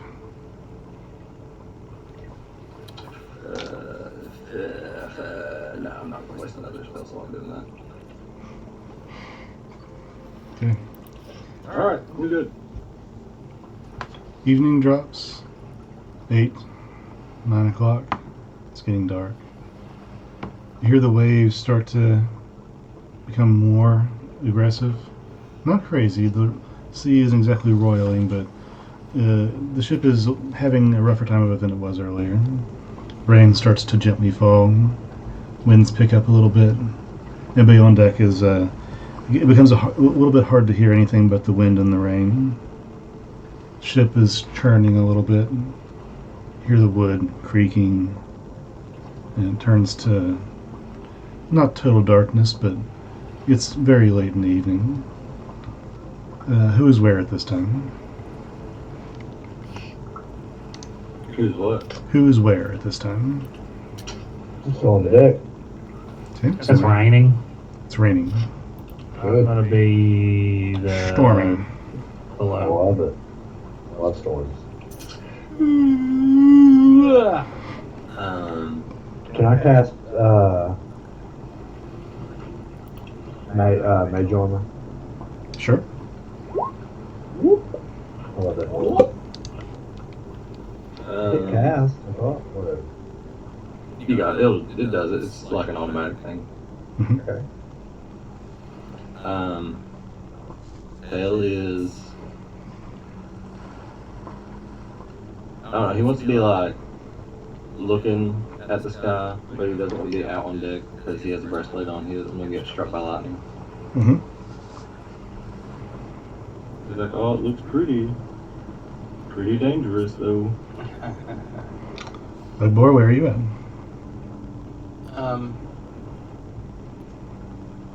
Well, I suppose I'm out walking around on deck, but Bell talking about getting struck by lightning for wearing a breastplate kind of freaks me out, because I'm wearing a breastplate. Okay, I need everyone to make a perception check. Please. It's like the thing I'm the best at. Oh, come on, dude. Come on!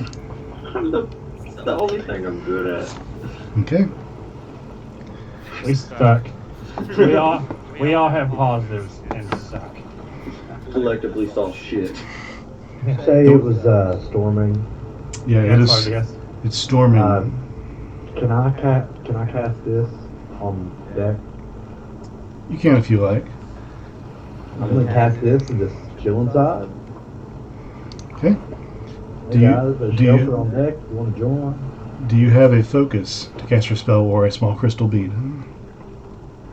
Just remind me. I didn't think it required a component.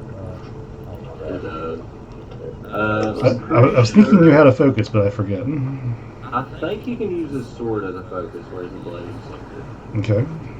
It's like a spell book technically. Okay. Well, that'll work for me. Hey. It takes you 11 minutes. But after 11 minutes of casting the incarnation, a dome just gently appears above you and around you, surrounds you. The temperature immediately warms up a degree or two, something you didn't realize that you wanted. But now you're very comfortable. The rain beats down on this little dome. Muffled rain hits on the dome. And you are otherwise protected and invulnerable for the duration.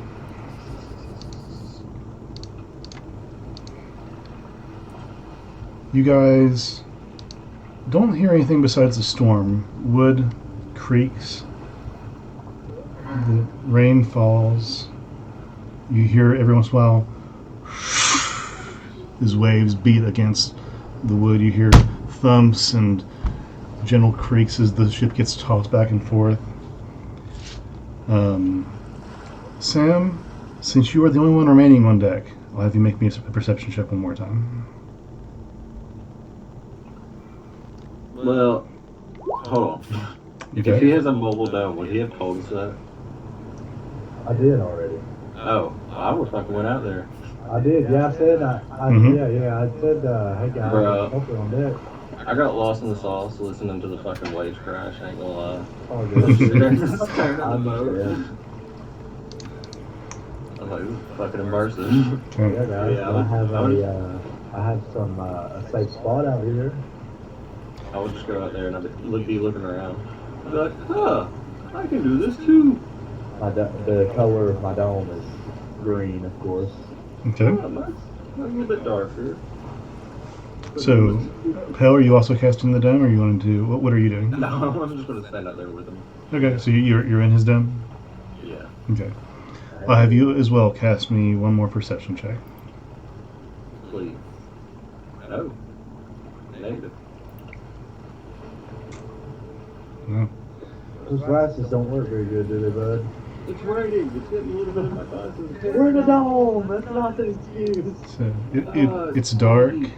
The waves are crashing. You're inside the dome, so the wind and the rain don't bother you, but neither does the sound from outside come through as clearly. You don't see anything, especially being as dark and late in the day as it is. You do have dark vision. I'm pretty sure everybody does. Am I right? I got super dark vision. Does anybody not have dark vision? Let me just ask that. I don't think so. I'm pretty sure everybody I does. have it. Okay, yeah, that's okay. That's what I thought. So, yeah, you guys see as if it were dim light. You see the deck of the ship, almost in a black and white monotone color. You barely see waves crashing against the ship and mist spray across the deck. You don't. Yeah, it kind of lulls you a little bit. The storm being outside, it's very comforting, especially for some of you. Samael, the first thing you notice is you hear from behind you a loud as something is beating on the back of your dome. You turn around and you see a giant crustacean-like monster, a segmented iron-clad carapace enshrouds this creature. It's invoking a horrifying combination of lobster, crab, and humanoid. Tentacles are writhing out of its mouth as they drip down from the thing's mouth. It has two giant claws about 4 feet long on either side, and it is just wailing on the back of your dome, trying to get at you. You turn around to look across the deck, and there's 3, 4, 5, 6 heads, creatures crawling over the edge of the deck, onto the deck. This crew that remains on the deck trying to tend to this storm. They don't hear much because of the storm going on. A couple of them are caught by surprise as a few catch knives in the back. Some get clawed and grappled. I need everybody to roll initiative for me. Oh, fuck. It's time, finally. It's time to. Good. Let's give this motherfucker the shadow round over here. Let me get some numbers down here. Just pull my hood off and it's Pegasus' eye. Okay, so we got Vorik with a Joey will. 17. We just fuck these guys. We're gonna make all the new ones and we just make those. So 17 is Vorik. While we're getting this screwed up, I'm gonna throw my clothes in the dryer. Okay. Pale got a 17 as well.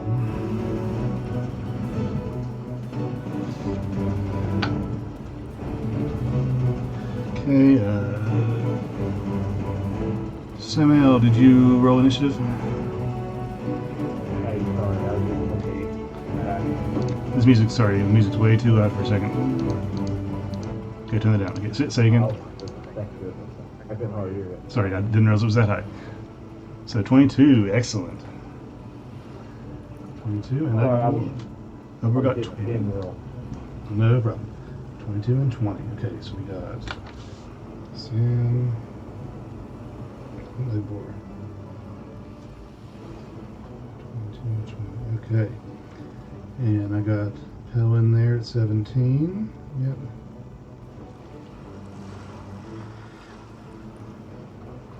Then 15. Okay. Okay. So, all of this is going on. There are your fellow crew members. You can't tell who's on deck, but let me pull up the map. The map. Okay. Well, let's place our positions on the map here. Let's see. See Pale and Sam are on the bridge, we'll say. Vorik is downstairs somewhere. Obor is downstairs somewhere. I'm going to have to put a couple things over here. These are going to be your crew members that are tending to stuff on the deck. I'm back. Cool. This is going to be way too big, but I got to fix this because it's being weird. Yeah, there. God damn, Cody got a gnat. You did. Yeah, right there, dude. Okay. I've been hitting good rolls tonight, though. The shitty part is it's still 22, so it doesn't matter. Like, What's better than fucking 6? yeah, I just meant like the shitty thing is if they beat a 22, then they beat it, even though you got a gnat. What's initiative? Yeah. Somebody beats it, they can go first, dude. I fucking hate them. Is this the crow's nest? Yes. I How tall is it? The crow's nest is 30 feet in the air. Yeah, hell yeah. Mm-hmm.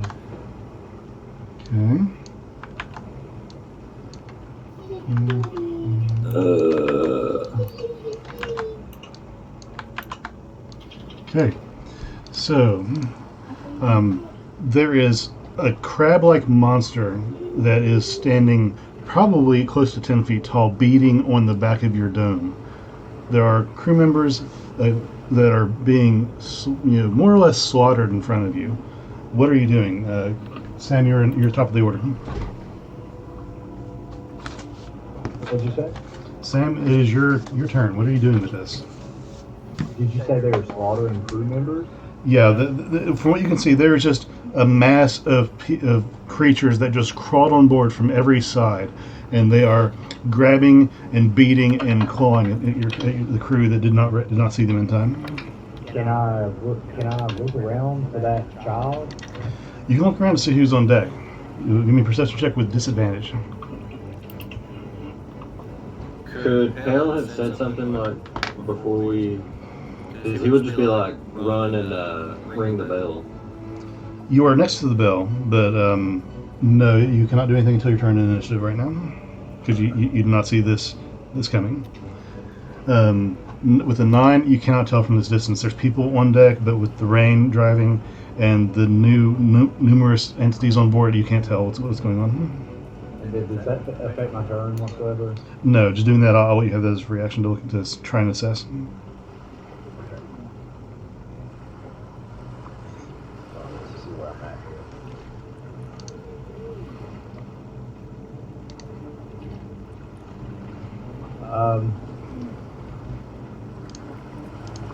I'm going to cast Misty Step and go to the top of the crow's nest.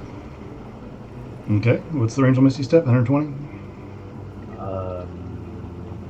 Misty Step's 30 feet, so it's 30. perfect. No, you could get to the top of the crow's nest if you were at the base of the crow's nest. From here, you couldn't even get to the base of the crow's nest. Where am I? You are ladder. right here. Oh, okay. Okay. I thought I was up here. We're down here with this nice fellow. You said it's nice fellow is a crab? Crab cracking. Okay, well, I'm just gonna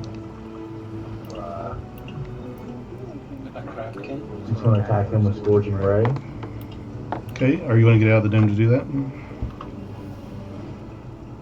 Does the dome affect spells? Hold on. I don't think so. It does it? Oh, can't extend through the dome will be Yeah. So yeah, I'm gonna step outside of the dome and Okay. cast Scorching Ray. So you just step outside the dome drops. Yeah, the dome's useless to me at the moment, unfortunately. Okay, so you're going to cast Scorching Ray. Go ahead and roll to hit. Is that a roll to hit or a save? Let's roll it. Okay. Scorching Ray 24 to hit. That hits, and you rolled 9 damage. Good to know. You casting that at 3rd level, Cody? What? Are you casting that at 3rd level? Yeah. Okay. Well, you get like, click on the spell, see if it'll pop up on here. Because you get 3 rays naturally. Should I just hit cast? Yeah. Yeah, hit cast. So that one I think. That or just click on the name of the spell, one of the two, however it drops.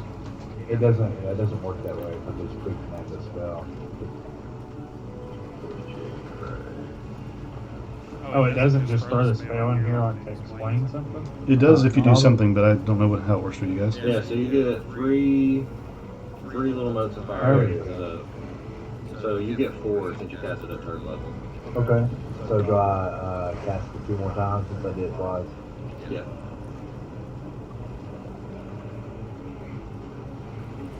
So 6, 12, and 18, is that right? I cast it 1 more time too. It would not be 3. Oh no, I see. It's you got a 6, an 8, and a 3. Yeah. Okay. It would not be 3 rays, it would be 4. I cast it 4, right? Yeah. 8, 12, 7, 24. That saving's technically in math. No, that we're not going to count the. Oh well, yeah, he got the. No, I'm getting confused here. No, it's the he can get in that. Seven's in that one, but we're not counting the hits for that. We're just using the extra rolls for damage. Okay. So 9, 6 is 15. Then you got the 8 and the 3. So you said it was 24, right? Or what was the 15 plus 8 is God math. 23 plus 3 is 26. So 26 damage. Okay. Calculator. Where's my calculator?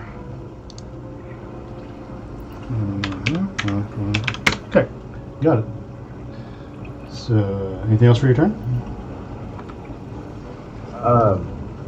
Did you say anything else for my turn? Yes. Do you want to move? Do you want to say anything? Do you want to do anything?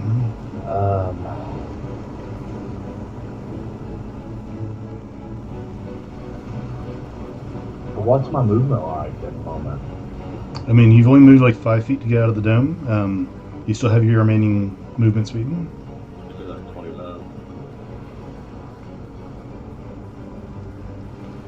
I'm just gonna back up like 10 feet. Backing up by 10 feet. Okay. The creature's going to take an opportunity attack on you from leaving its space. Okay. And that is going to be an 18 to hit.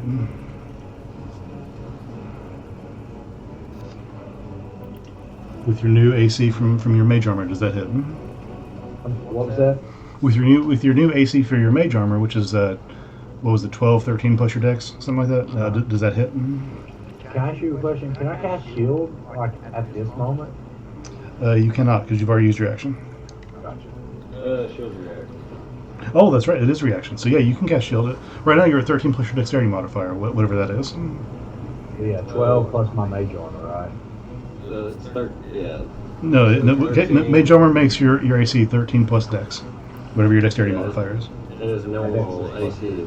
Yeah, so it'd be 15. So it's 15 now, and you want to cast shield as a reaction? Yeah. And shield adds 3? Is that right? That's 5, so you 5. have 20. Okay, so 20 is AC. So you cast your reaction shield, the mage armor goes up, and again, the creature's claw just comes down and clubs against the shield, breaking the magic barrier, but not hurting him. Ah, bitch. Is that it for you? You keep that 20 until the start of your turn. So if something else tries to hit you, you still have a 20 AC. Okay, yeah, right. Can it just come back immediately? Circle my body. He can, but your AC would still be 20 until your next turn. Go ahead and move your token there, 20, the 5 feet, or whatever you want to move. Hold on 1 second. Hey, what's up? Okay, well, what's up? Okay.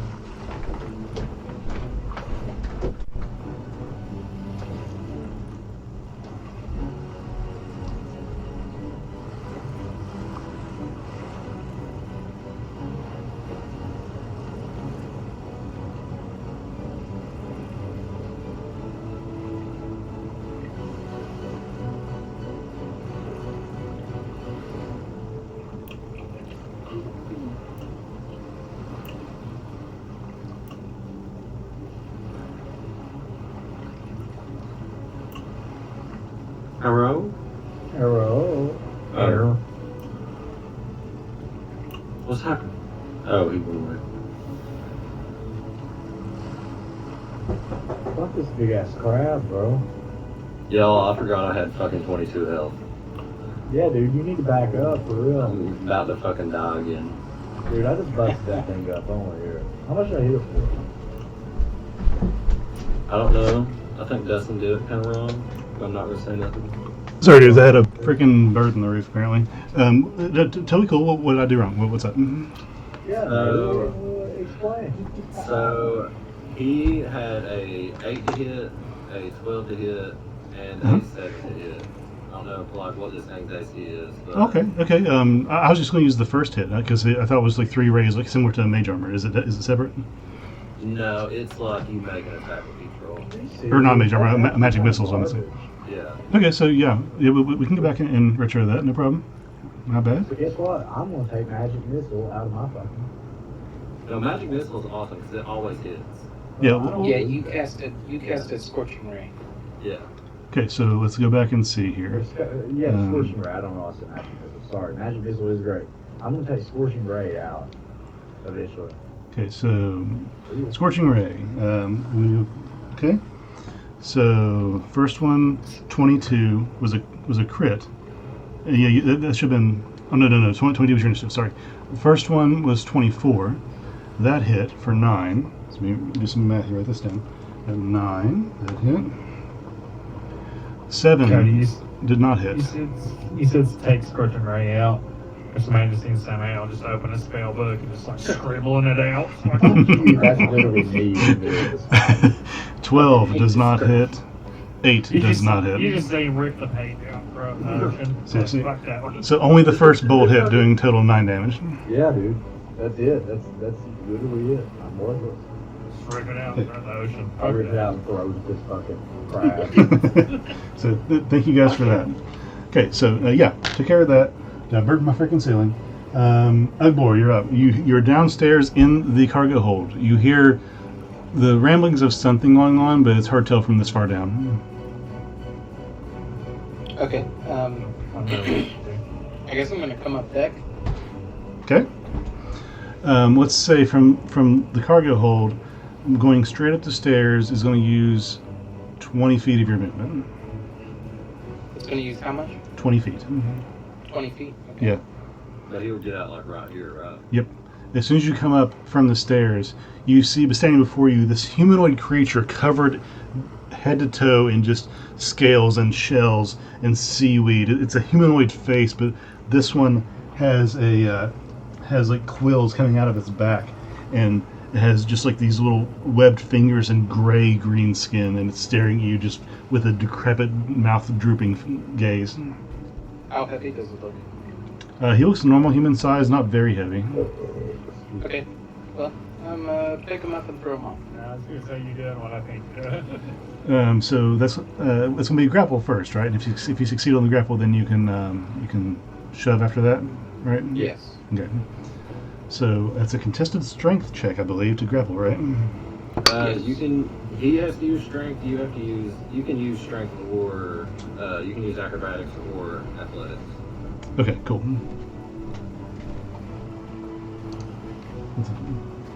one thing, you need to keep your dog close because we can Cool. For two, I think it's a squirrel. Oh, that'd be interesting. Hopefully they're just really weak. So Ugbor uses strength, and then whoever's defending can use one or the other. Yeah, one or the other. So that's going to be a 8 plus 4, 12 for me, Doug.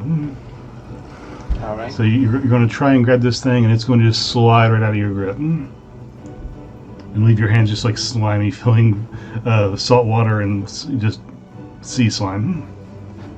So you have 2 attacks, right? Yeah. So when you do a grapple, that just replaces one of the attack actions. Mm-hmm. So you technically still have another attack. Okay. Let's see here.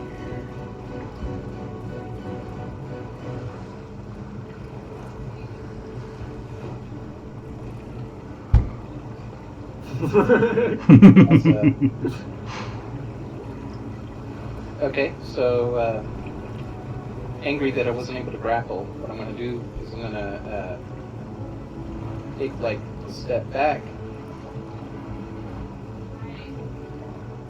and then I'm going to charge it Okay. and kick it square in the chest. Well, moving back out of its range, you're going to incite an opportunity attack. And Okay. it's going to be a. Let's see, where's my thing here? Oh, I'm looking at the wrong sheet. Move back over here. Okay.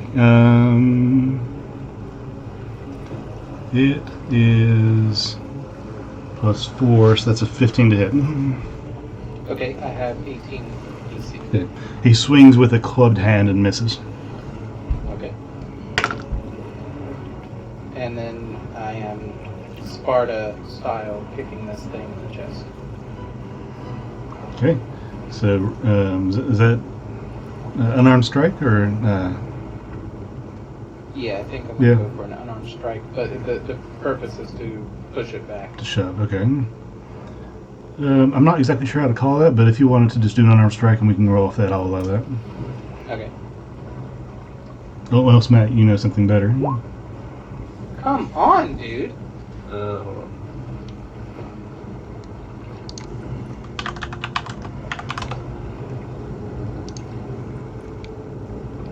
Let's see. I know, right? Shove action. Where's it at? The second one, obviously. Shell, ready, surge, combat, attack rolls, fires, You're exactly where I'm at. melee, opportunity. Shoving creature. Using the attack action, you can make a special melee attack to shove a creature, either to knock it prone or push away from you if you're able to make multiple attacks with the attack action. This replaces one of them. Target must be no more than your size larger. Instead of an attack roll, you make a strength check. Contested. So it's like another contest. Yeah. So it's just another strength contest. Okay, so forget that. Roll a strength check. Okay. I'll take it. 17.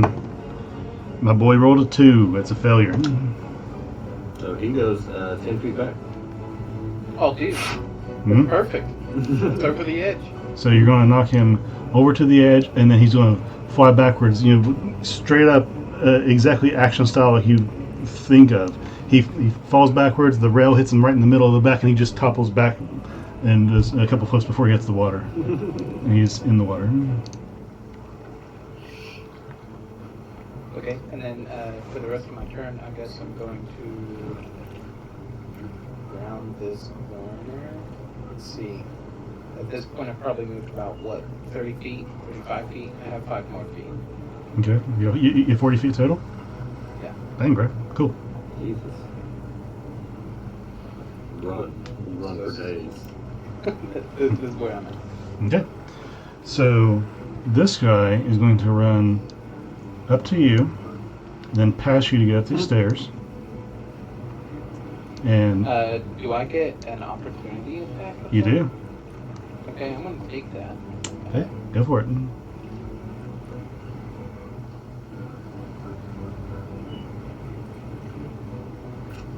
That's a miss. Okay. The map's laid out weird. Just so you're clear, these are steps right here that lead up to this area that's going to go up to the bridge, which is the whole top right here. So anyway, because it's showing the map like a X-ray view down into the captain's quarters down there, but this whole top is a bridge. So anyway, he runs up here. So 5, 10, 15, 20. Where's this thing? Shoot, where'd he go? Okay. So he's going to just turn right about there, and he's headed towards Salmon Pell. That's where he ends his turn. So there's like no. Is this shit like here? Like all that? No, sorry. All that's like X-ray down into the captain's quarters. So it's just like blank deck up here. Yeah. Up here is just blank deck. There is shoot, I can't think of the word right now. The steering wheel for the ship is up here. And the other than that, there's a small table back here. But that's basically it. And then there's a rail that goes across the whole front of it. So, I'm really sorry, but I don't know what it's doing. I don't know if it's getting electrocuted or if it's fighting something. But it is so loud we cannot, I've got the lullaby thing on the hour. Yeah, I think it's stopped right there. And I'm also genuinely worried there are wires that run up there, and I'm worried it's going to do something and set the house on fire. I don't know what to do.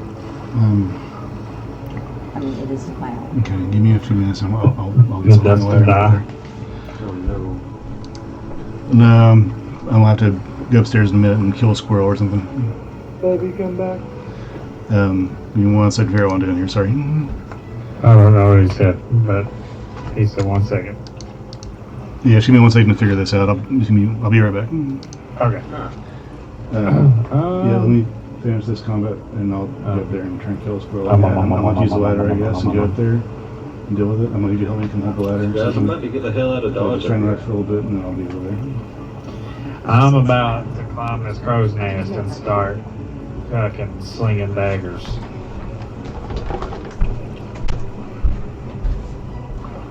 I'm about about to roll 70 consecutive twos. Contest. It's not been kind tonight.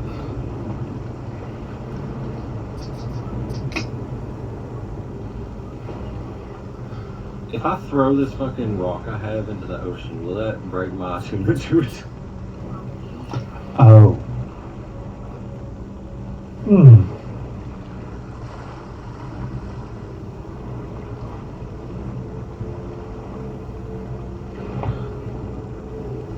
You have to sit down and unattune the stuff? I don't know.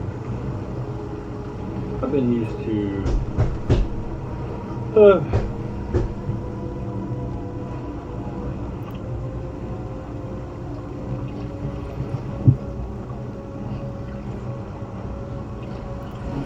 After we get all these crab folk go Just give me a second to finish to this page, Neverland. just looking at it again.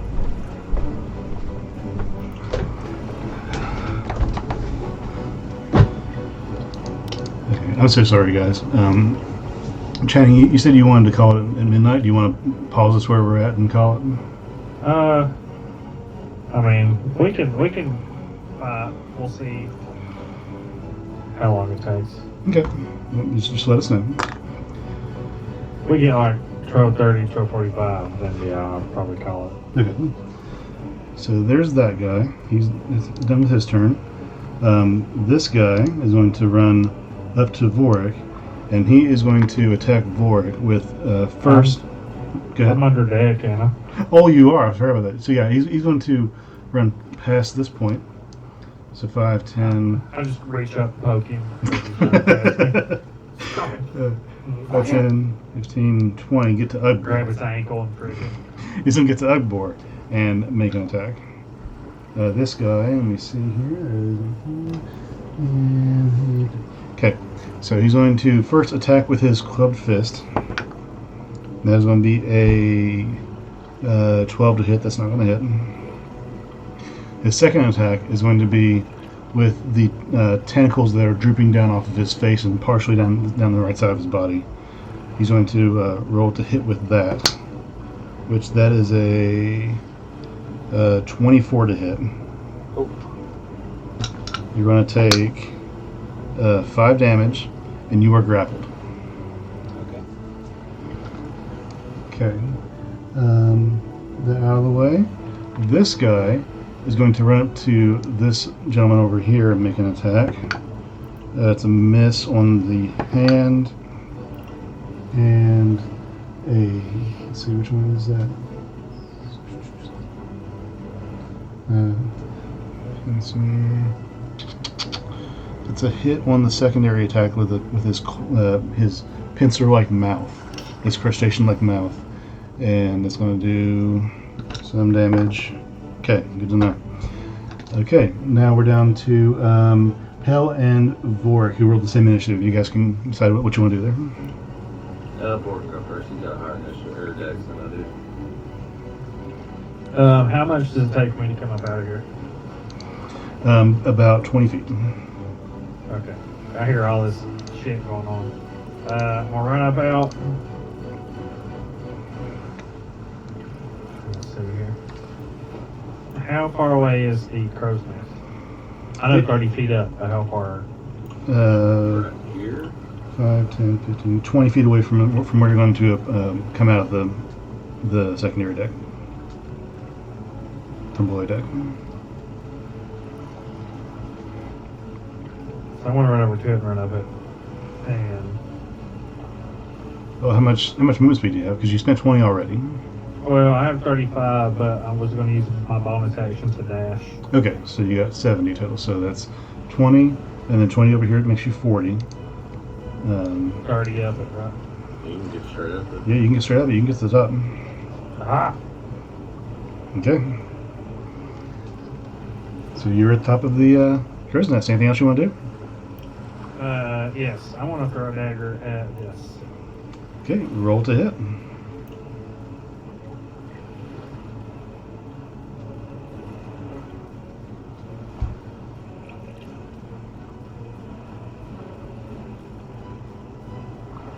19, that hits. Roll damage, please.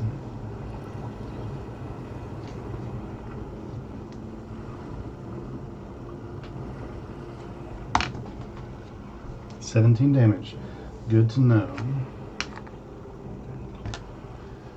Math 1. Okay. All right.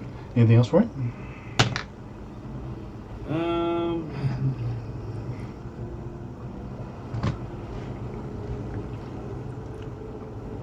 Pel, you're on deck.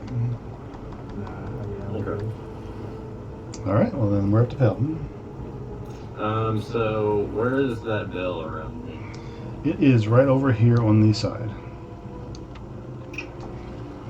And ring would be like an action, right?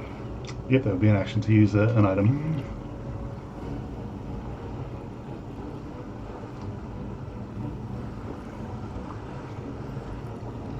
But Okay.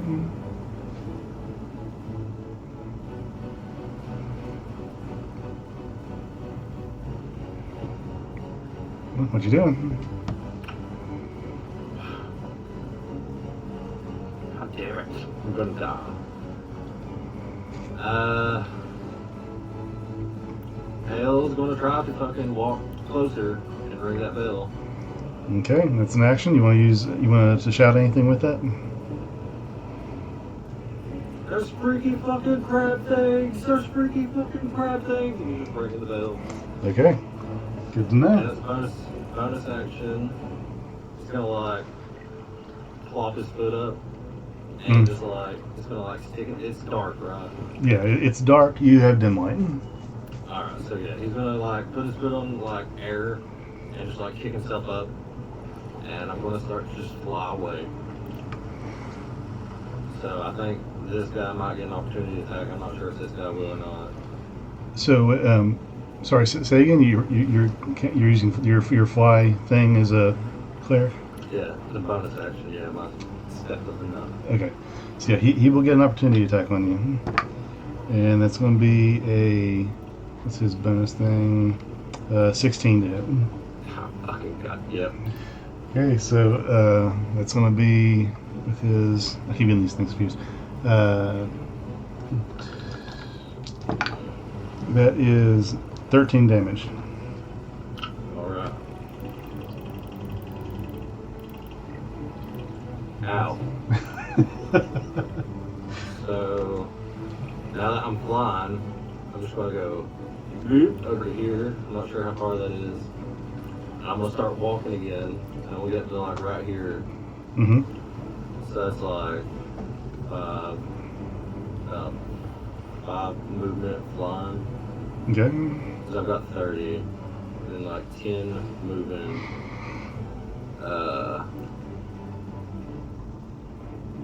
Can I just fucking jump down here? Yeah, I'll allow that.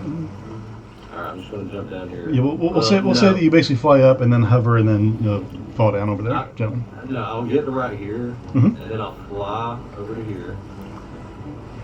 So that's like fucking 10 feet. No, 20 feet. I think. like 20 feet of movement flying. So I've got 5 left.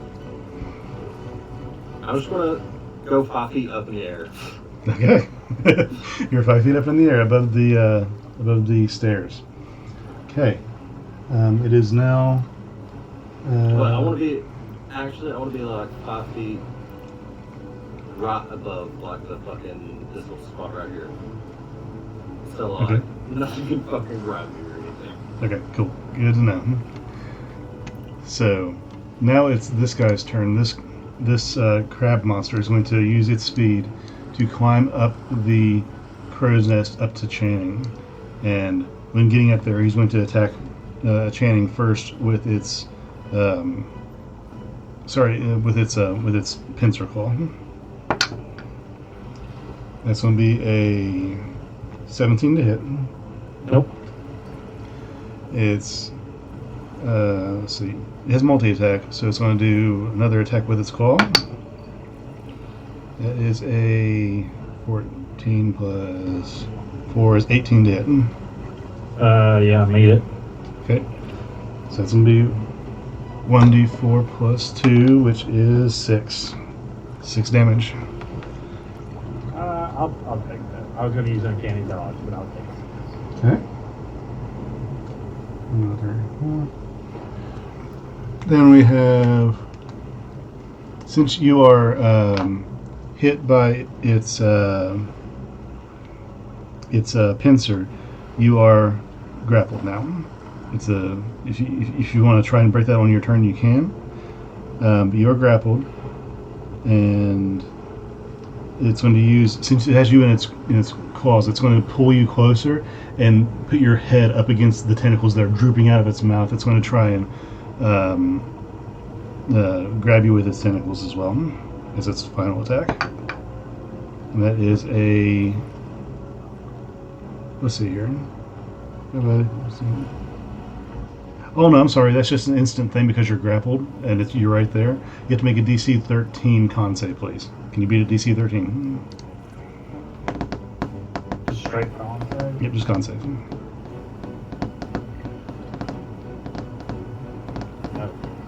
Nope. You are poisoned. And until this poison ends, you are paralyzed. You can repeat the saving throw at the end of each of your turns. So, that being said, after that happens, let me get to my tokens here. After that happens, I'm going to just use, with the frick ever I got, this one, sure. Wintermoon comes up from downstairs and is going to get beside Ugbor and take out a rapier and start hacking at this thing. She's going to roll a 17 to hit, and rapier, what's her rapier damage? Where'd that go? There you go. Her rapier is 1d8. That's a 7 damage to that guy. And, okay, good to know. So that's there we go. Brings us down to this guy, who is going to now charge Samael, and he's going to take a swipe at you with his claws.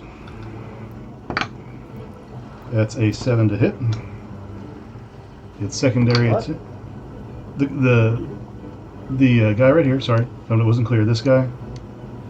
He charged you and is going to make an attack on you. The first attack was 7, that missed. Secondary attack is 22 to hit. What is my AC right? Yeah, it's still 20.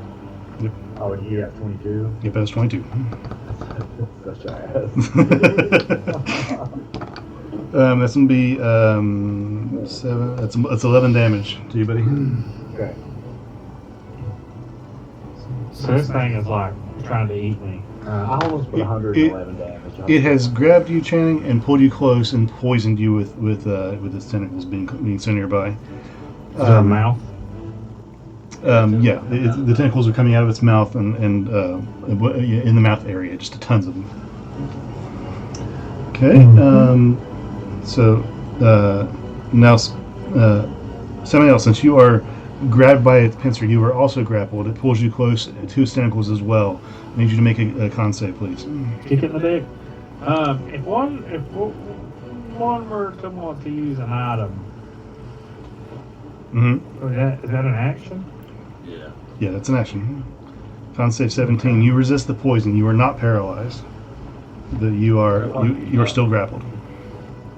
You say I'm grappled? Yeah, you're still grappled in its claw. It's 4 foot long pincer claw that's got you inside it. Can I not move or do anything? Grapple.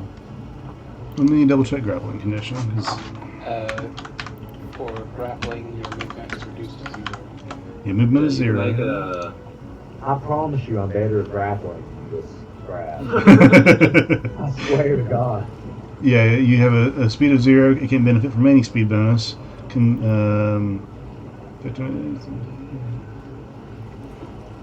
Yeah, so that's it. You just have the speed of 0. But I can still cast spells? Yeah, your hands are free. They're below you, but they are free.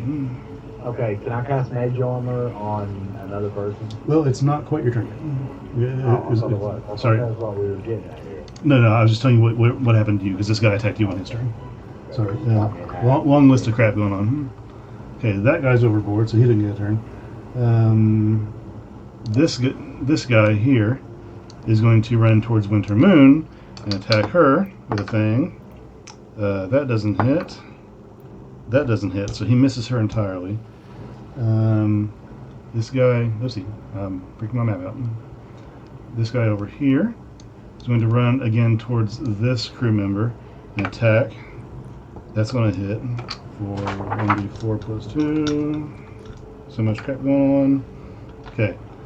This guy attacks, and for those of you who can see, this crew member falls on his back. Now, this guy here is going to run up to here, make an attack, and that misses. Multi-attack, yes. Yep, that misses as well. This guy missed. Okay, and this guy over here is going to run 10, 20, 30 feet up here. I think he's about there. That's going to be his turn. And the last two, this guy is going to run over this direction to hell and stop right there. This guy's going to run 5, 10, 15, 20, 25, 30. There. Also stop at Pell. And that's going to be their turns. We're back to the top at Sam.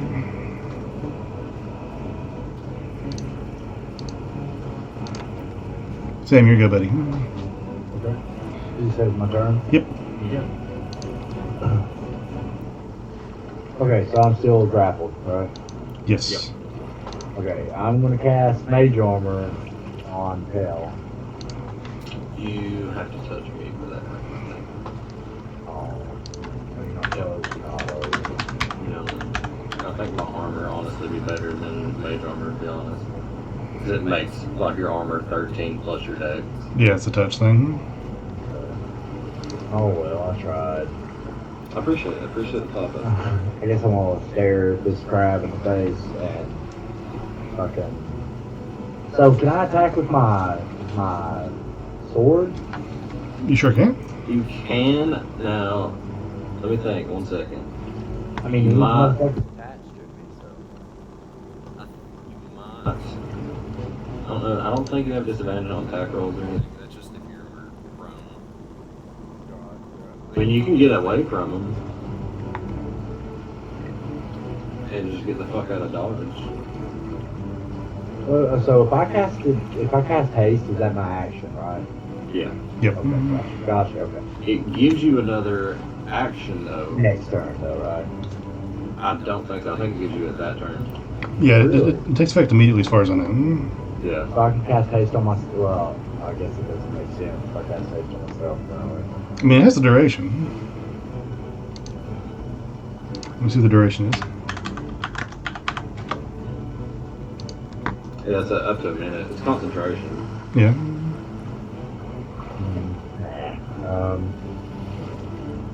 Can I cast like? I'm asking a lot of random ass questions. Can I cast Misty Step and get out of this? You could, Mm-hmm. and it'll put you 30 feet away from like. Pretty sure you can get off like the top deck with these two people up here. Yeah, I'll cast Misty Step and do that. Fucking disappear. Okay. Whoop.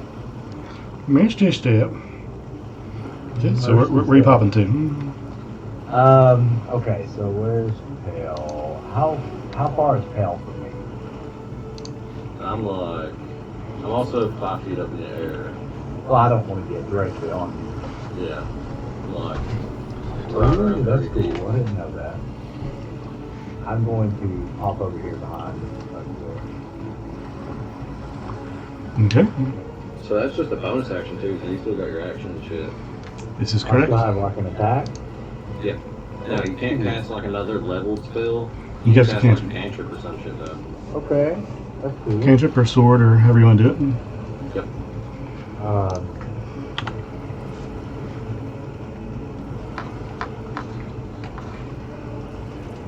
So what is that creature in front of Oakboard? In front of Obor, it looks like a man, but he's just encrusted with shells and seaweed and In this case, he has spines coming out of his back. Okay, can I cast Toll of the Dead? Is that a cantrip? Yes. Yep, then you can do that. Target missing any of its hit points? It is not. Which I one? think it is. This one Nope. is because Beside where I smacked with a Yeah, dagger. yeah, it's pretty heavily damaged. that Wintermoon attacked it. Yeah, Okay. it's been hit twice. So go ahead and Toll the Dead. Is that a save or is that a hit? It's not doing anything after I do that though. Like it prompts me to say yes or no, and then it does nothing. What do you mean? So it says, is the target missing any of its hit points? And I say yes, and it says roll, right? And I click roll, and it does nothing. It should just try to cast it, and it should like automatically roll it. I'm quick ahead. Both Hmm. ways, it gets that. Well, it says here. I pulled up Toll the Dead. You point it at a creature you see within range, and it has to make a Wisdom save or take 1d8 necrotic, so you don't actually attack. So we have to figure out the damage, but it has to make a Wisdom save. They do a wisdom save. Yeah, my guy does, and he failed it. That's a 4 plus 0, so 4. So it failed the Wisdom save. I guarantee you. Try to roll the damage now, Cody. Yeah, just see if you can roll damage. It's 1d8 necrotic. If it's missing hit points, then it's Yeah, 1d12. So But you, we're above level 5, so it'd be 2d12. Should I just go to Toll of the Dead and do that? Yeah. you can do that, or if it's being weird, you can just roll dice and roll 2d12. Yeah.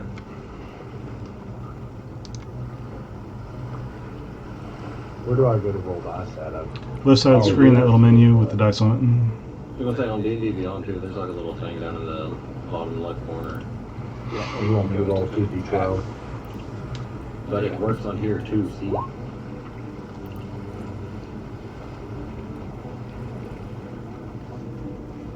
If you like, I can roll it for you on screen. Oh, wait, I see. Okay, look, there it is. It asked me the input value over here. Okay, I did it. Okay, so that's 10 damage. You reach out and, well, I'll tell you what. You tell me how you want to do this. Toll of the Dead? Mm-hmm. Yeah, how's it look? Okay, I'm going to point at this creature, and you're going to hear very faint bells ringing, and like in the storm, and in this. So it does necrotic damage, right? Yep. You say yep. Mm-hmm. Okay, so I'm going to point at this creature, and you're going to hear bells ringing, and you're going to slowly start to see its flesh turn necrotic. Ew. The creature is going to collapse and just with a gurgling crab-like sound just fall to the ground. And Ogbor, you are released. You're no longer grappled, and it is done. It is done. It is done. Okay. Anything else for you on your turn? You still got like your entire movement. What? Still. Movement. Yep. You can move. You're behind Ogbor, bro. I'm behind Ogbor. All right.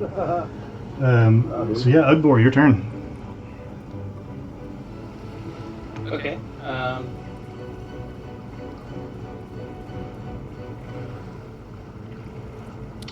Let's see.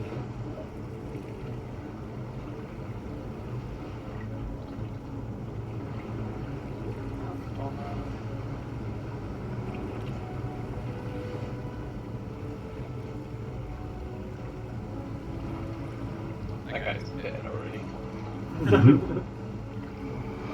As good as dead. Okay, let's see. And this creature is up on the crow's nest. It's not actually on deck. Yeah, it's on Crow's Nest with Channing. Channing is in its grip and paralyzed. Okay. Alright then. I'm going to move up here and attack this guy. Okay, so go ahead and roll attack.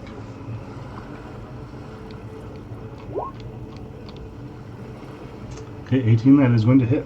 So you can roll damage on that.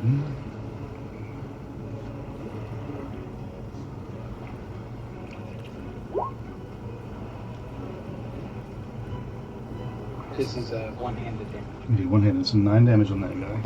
Good to know. Okay. Yeah, I think it's the. I'm just going with that guy. So that's 20. Okay. Anything else for you? Yeah, so I'm gonna do it again. Do it again, Harder.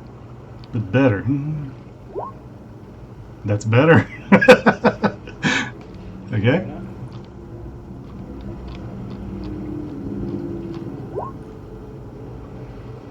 Okay, and it's 5 damage. Okay. A little bit hank. Okay. Even. So now, if you're done, I am. it will be this guy's turn here. I think. Yep. No, it's this guy. Sorry. Yeah, that one moved. Yeah, he's That like one- this. I forgot the order we should do. Yeah. Okay, so yeah, this guy is going to about face and run 5, 10, 15, 20 there and get to Samael and try and attack you with its clubbed arm first. That is a 13 to hit. Does not hit. And an 18 does not hit. Try again. Huh? Just try again.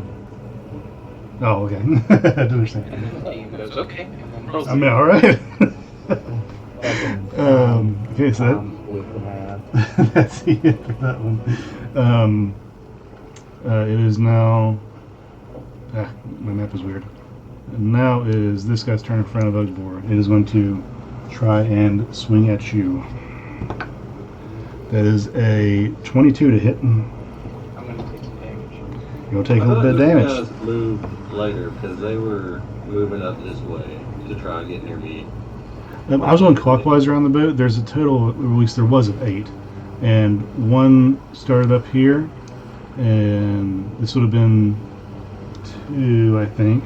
Then they would have gone 3, 4, 5, 6, 7, 8, or whatever, like counterclockwise. Was I mistaken? Got confused. I just remember these two coming up a little bit later. Okay. They Well, didn't come up till after I got here.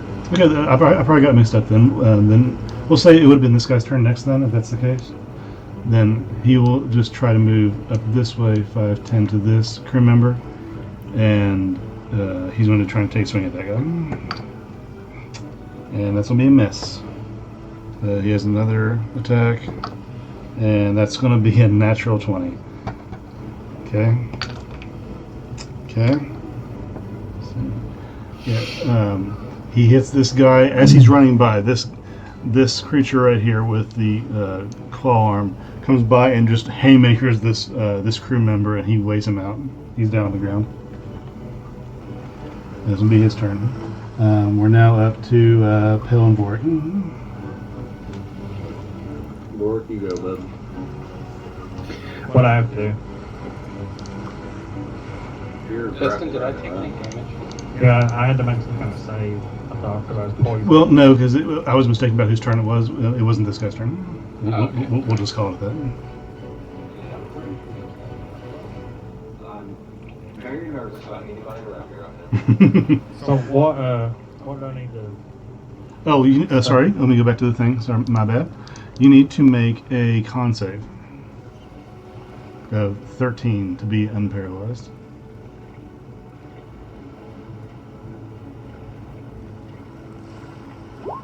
God damn it! If you're still paralyzed. I'm trying to see if I have a bonus on that, but I don't think I do. Wake up, bitch. Dude, paralyzed fucking sucks. For real, dude. I thought that was about to happen to me, and I was just about to peace out. See ya. You know something great? I'm pretty sure I was immune to poison when I was X-Blood. Oh, here we are, not immune to poison. Thanks. Look, man, I should have come over and helped you, but I was kind of busy. Fucking pointing people. You cannot move or speak. You fail strength or dex saves. Your attack rolls against you have advantage. Any attack that hits the creature is a crit. Yep. Don't wait up like you know. If I can break free, this fucking crab guy is gonna regret everything he's ever did. Okay, so yeah, that's it for you, I guess. Pell, you're up. So, I have a few questions before I do anything. Okay. So, do these guys look like the fucking statues? The statues. The statues saw- that I've seen on that island? No, they do not. They do not? Okay. Another question. Mm-hmm. If I was to throw that fucking rock I was attuned to, would it break my attunement if I like just toss out in the ocean? I think. Let me double check that.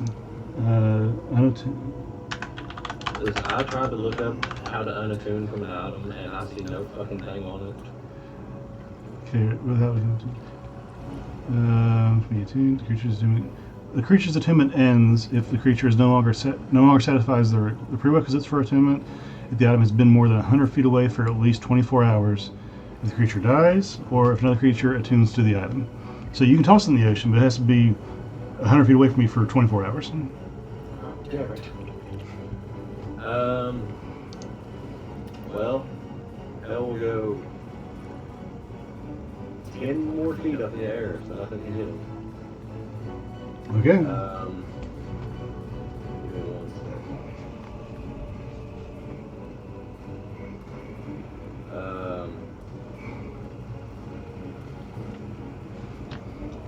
Feel pretty scared? Yeah. Horribly scared. So as a bonus action, I'm going to cast Spiritual Weapon right between these two bugs right here. Okay, and what does that do? It just... I'll pop it up here. I need to fucking build that. Pop spell up. Well, I know... You create a floating spiritual weapon within range that lasts for the duration until you cast the spell again. When you cast the spell, you can make a melee spell attack against a creature within 5 feet of the weapon. On a hit, the target takes force damage equal to 1d8 plus your spell cast modifier. Okay, Bonus so action on your turn, I can move it and stuff. And I Okay. just repeat the same shit. so when you cast the spell, you can deal damage as well. So where you cast it right there in the middle, you can choose one or the other to be hit by it immediately. I'm gonna pick the one that Ugbor's already did. Okay, so that's 1d8 plus your spell casting. Oh, rectify. Okay, If I'm up in the air, I can see Bort getting hit by this dude, right? you can. He hasn't been hit yet because the creature just ran out to him, I think, last turn. Well, he's like grappled with him. Yeah. Right? Well, no. His grapple ended with the previous creature. This one's brand new. Well, Bort does kind of look a little bit out of sorts, so I'm going to cast it up there towards that end and try to hit this dude. Okay, so you'll cast it up with Vork and hit that guy. Okay, fair enough. So you cast it. What does your spiritual weapon look like? So it comes down and it looks like I mean, you guys know like a big two-handed mace, but it's like flamed up at the top. It like looks like Sauron's mace a little bit. Oh shit. Okay. But I mean, it's not as like menacing and evil. It's Oh, like, it should be. you know, it's got like little star symbols across it and shit. And you want me to roll again? Or you just want to take that roll? You can roll again if you want. Okay.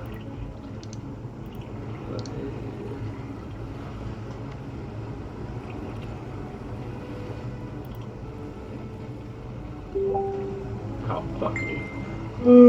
15 to hit. Where's my thing at? That does not hit. Does not hit. Okay. Well, I guess I will go, since I'm already 15 feet up in the air, I'm gonna go like, I don't know, 10 feet, then I'll go another 10 feet right here,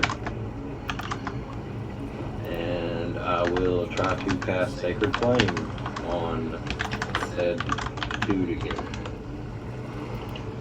Okay. So go ahead and cast Sacred Flame.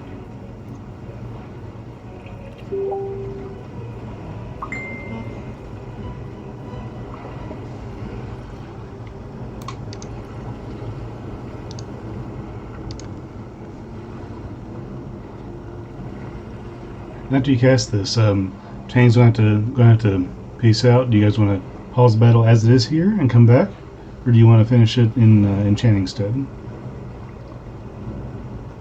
I know Channing likes to fight. Yeah, I'm cool with picking back up next week. Okay. We can do that. And then we'll have this be the final attack for this game, and then we will back out until next week. So that dude has to make a dex save. Let's make a dex save, okay? For Sacred Fire? Is that right? Okay. His dex save for that guy is 15. He fucking beat it. So it does nothing. Okay. Floating up in the air.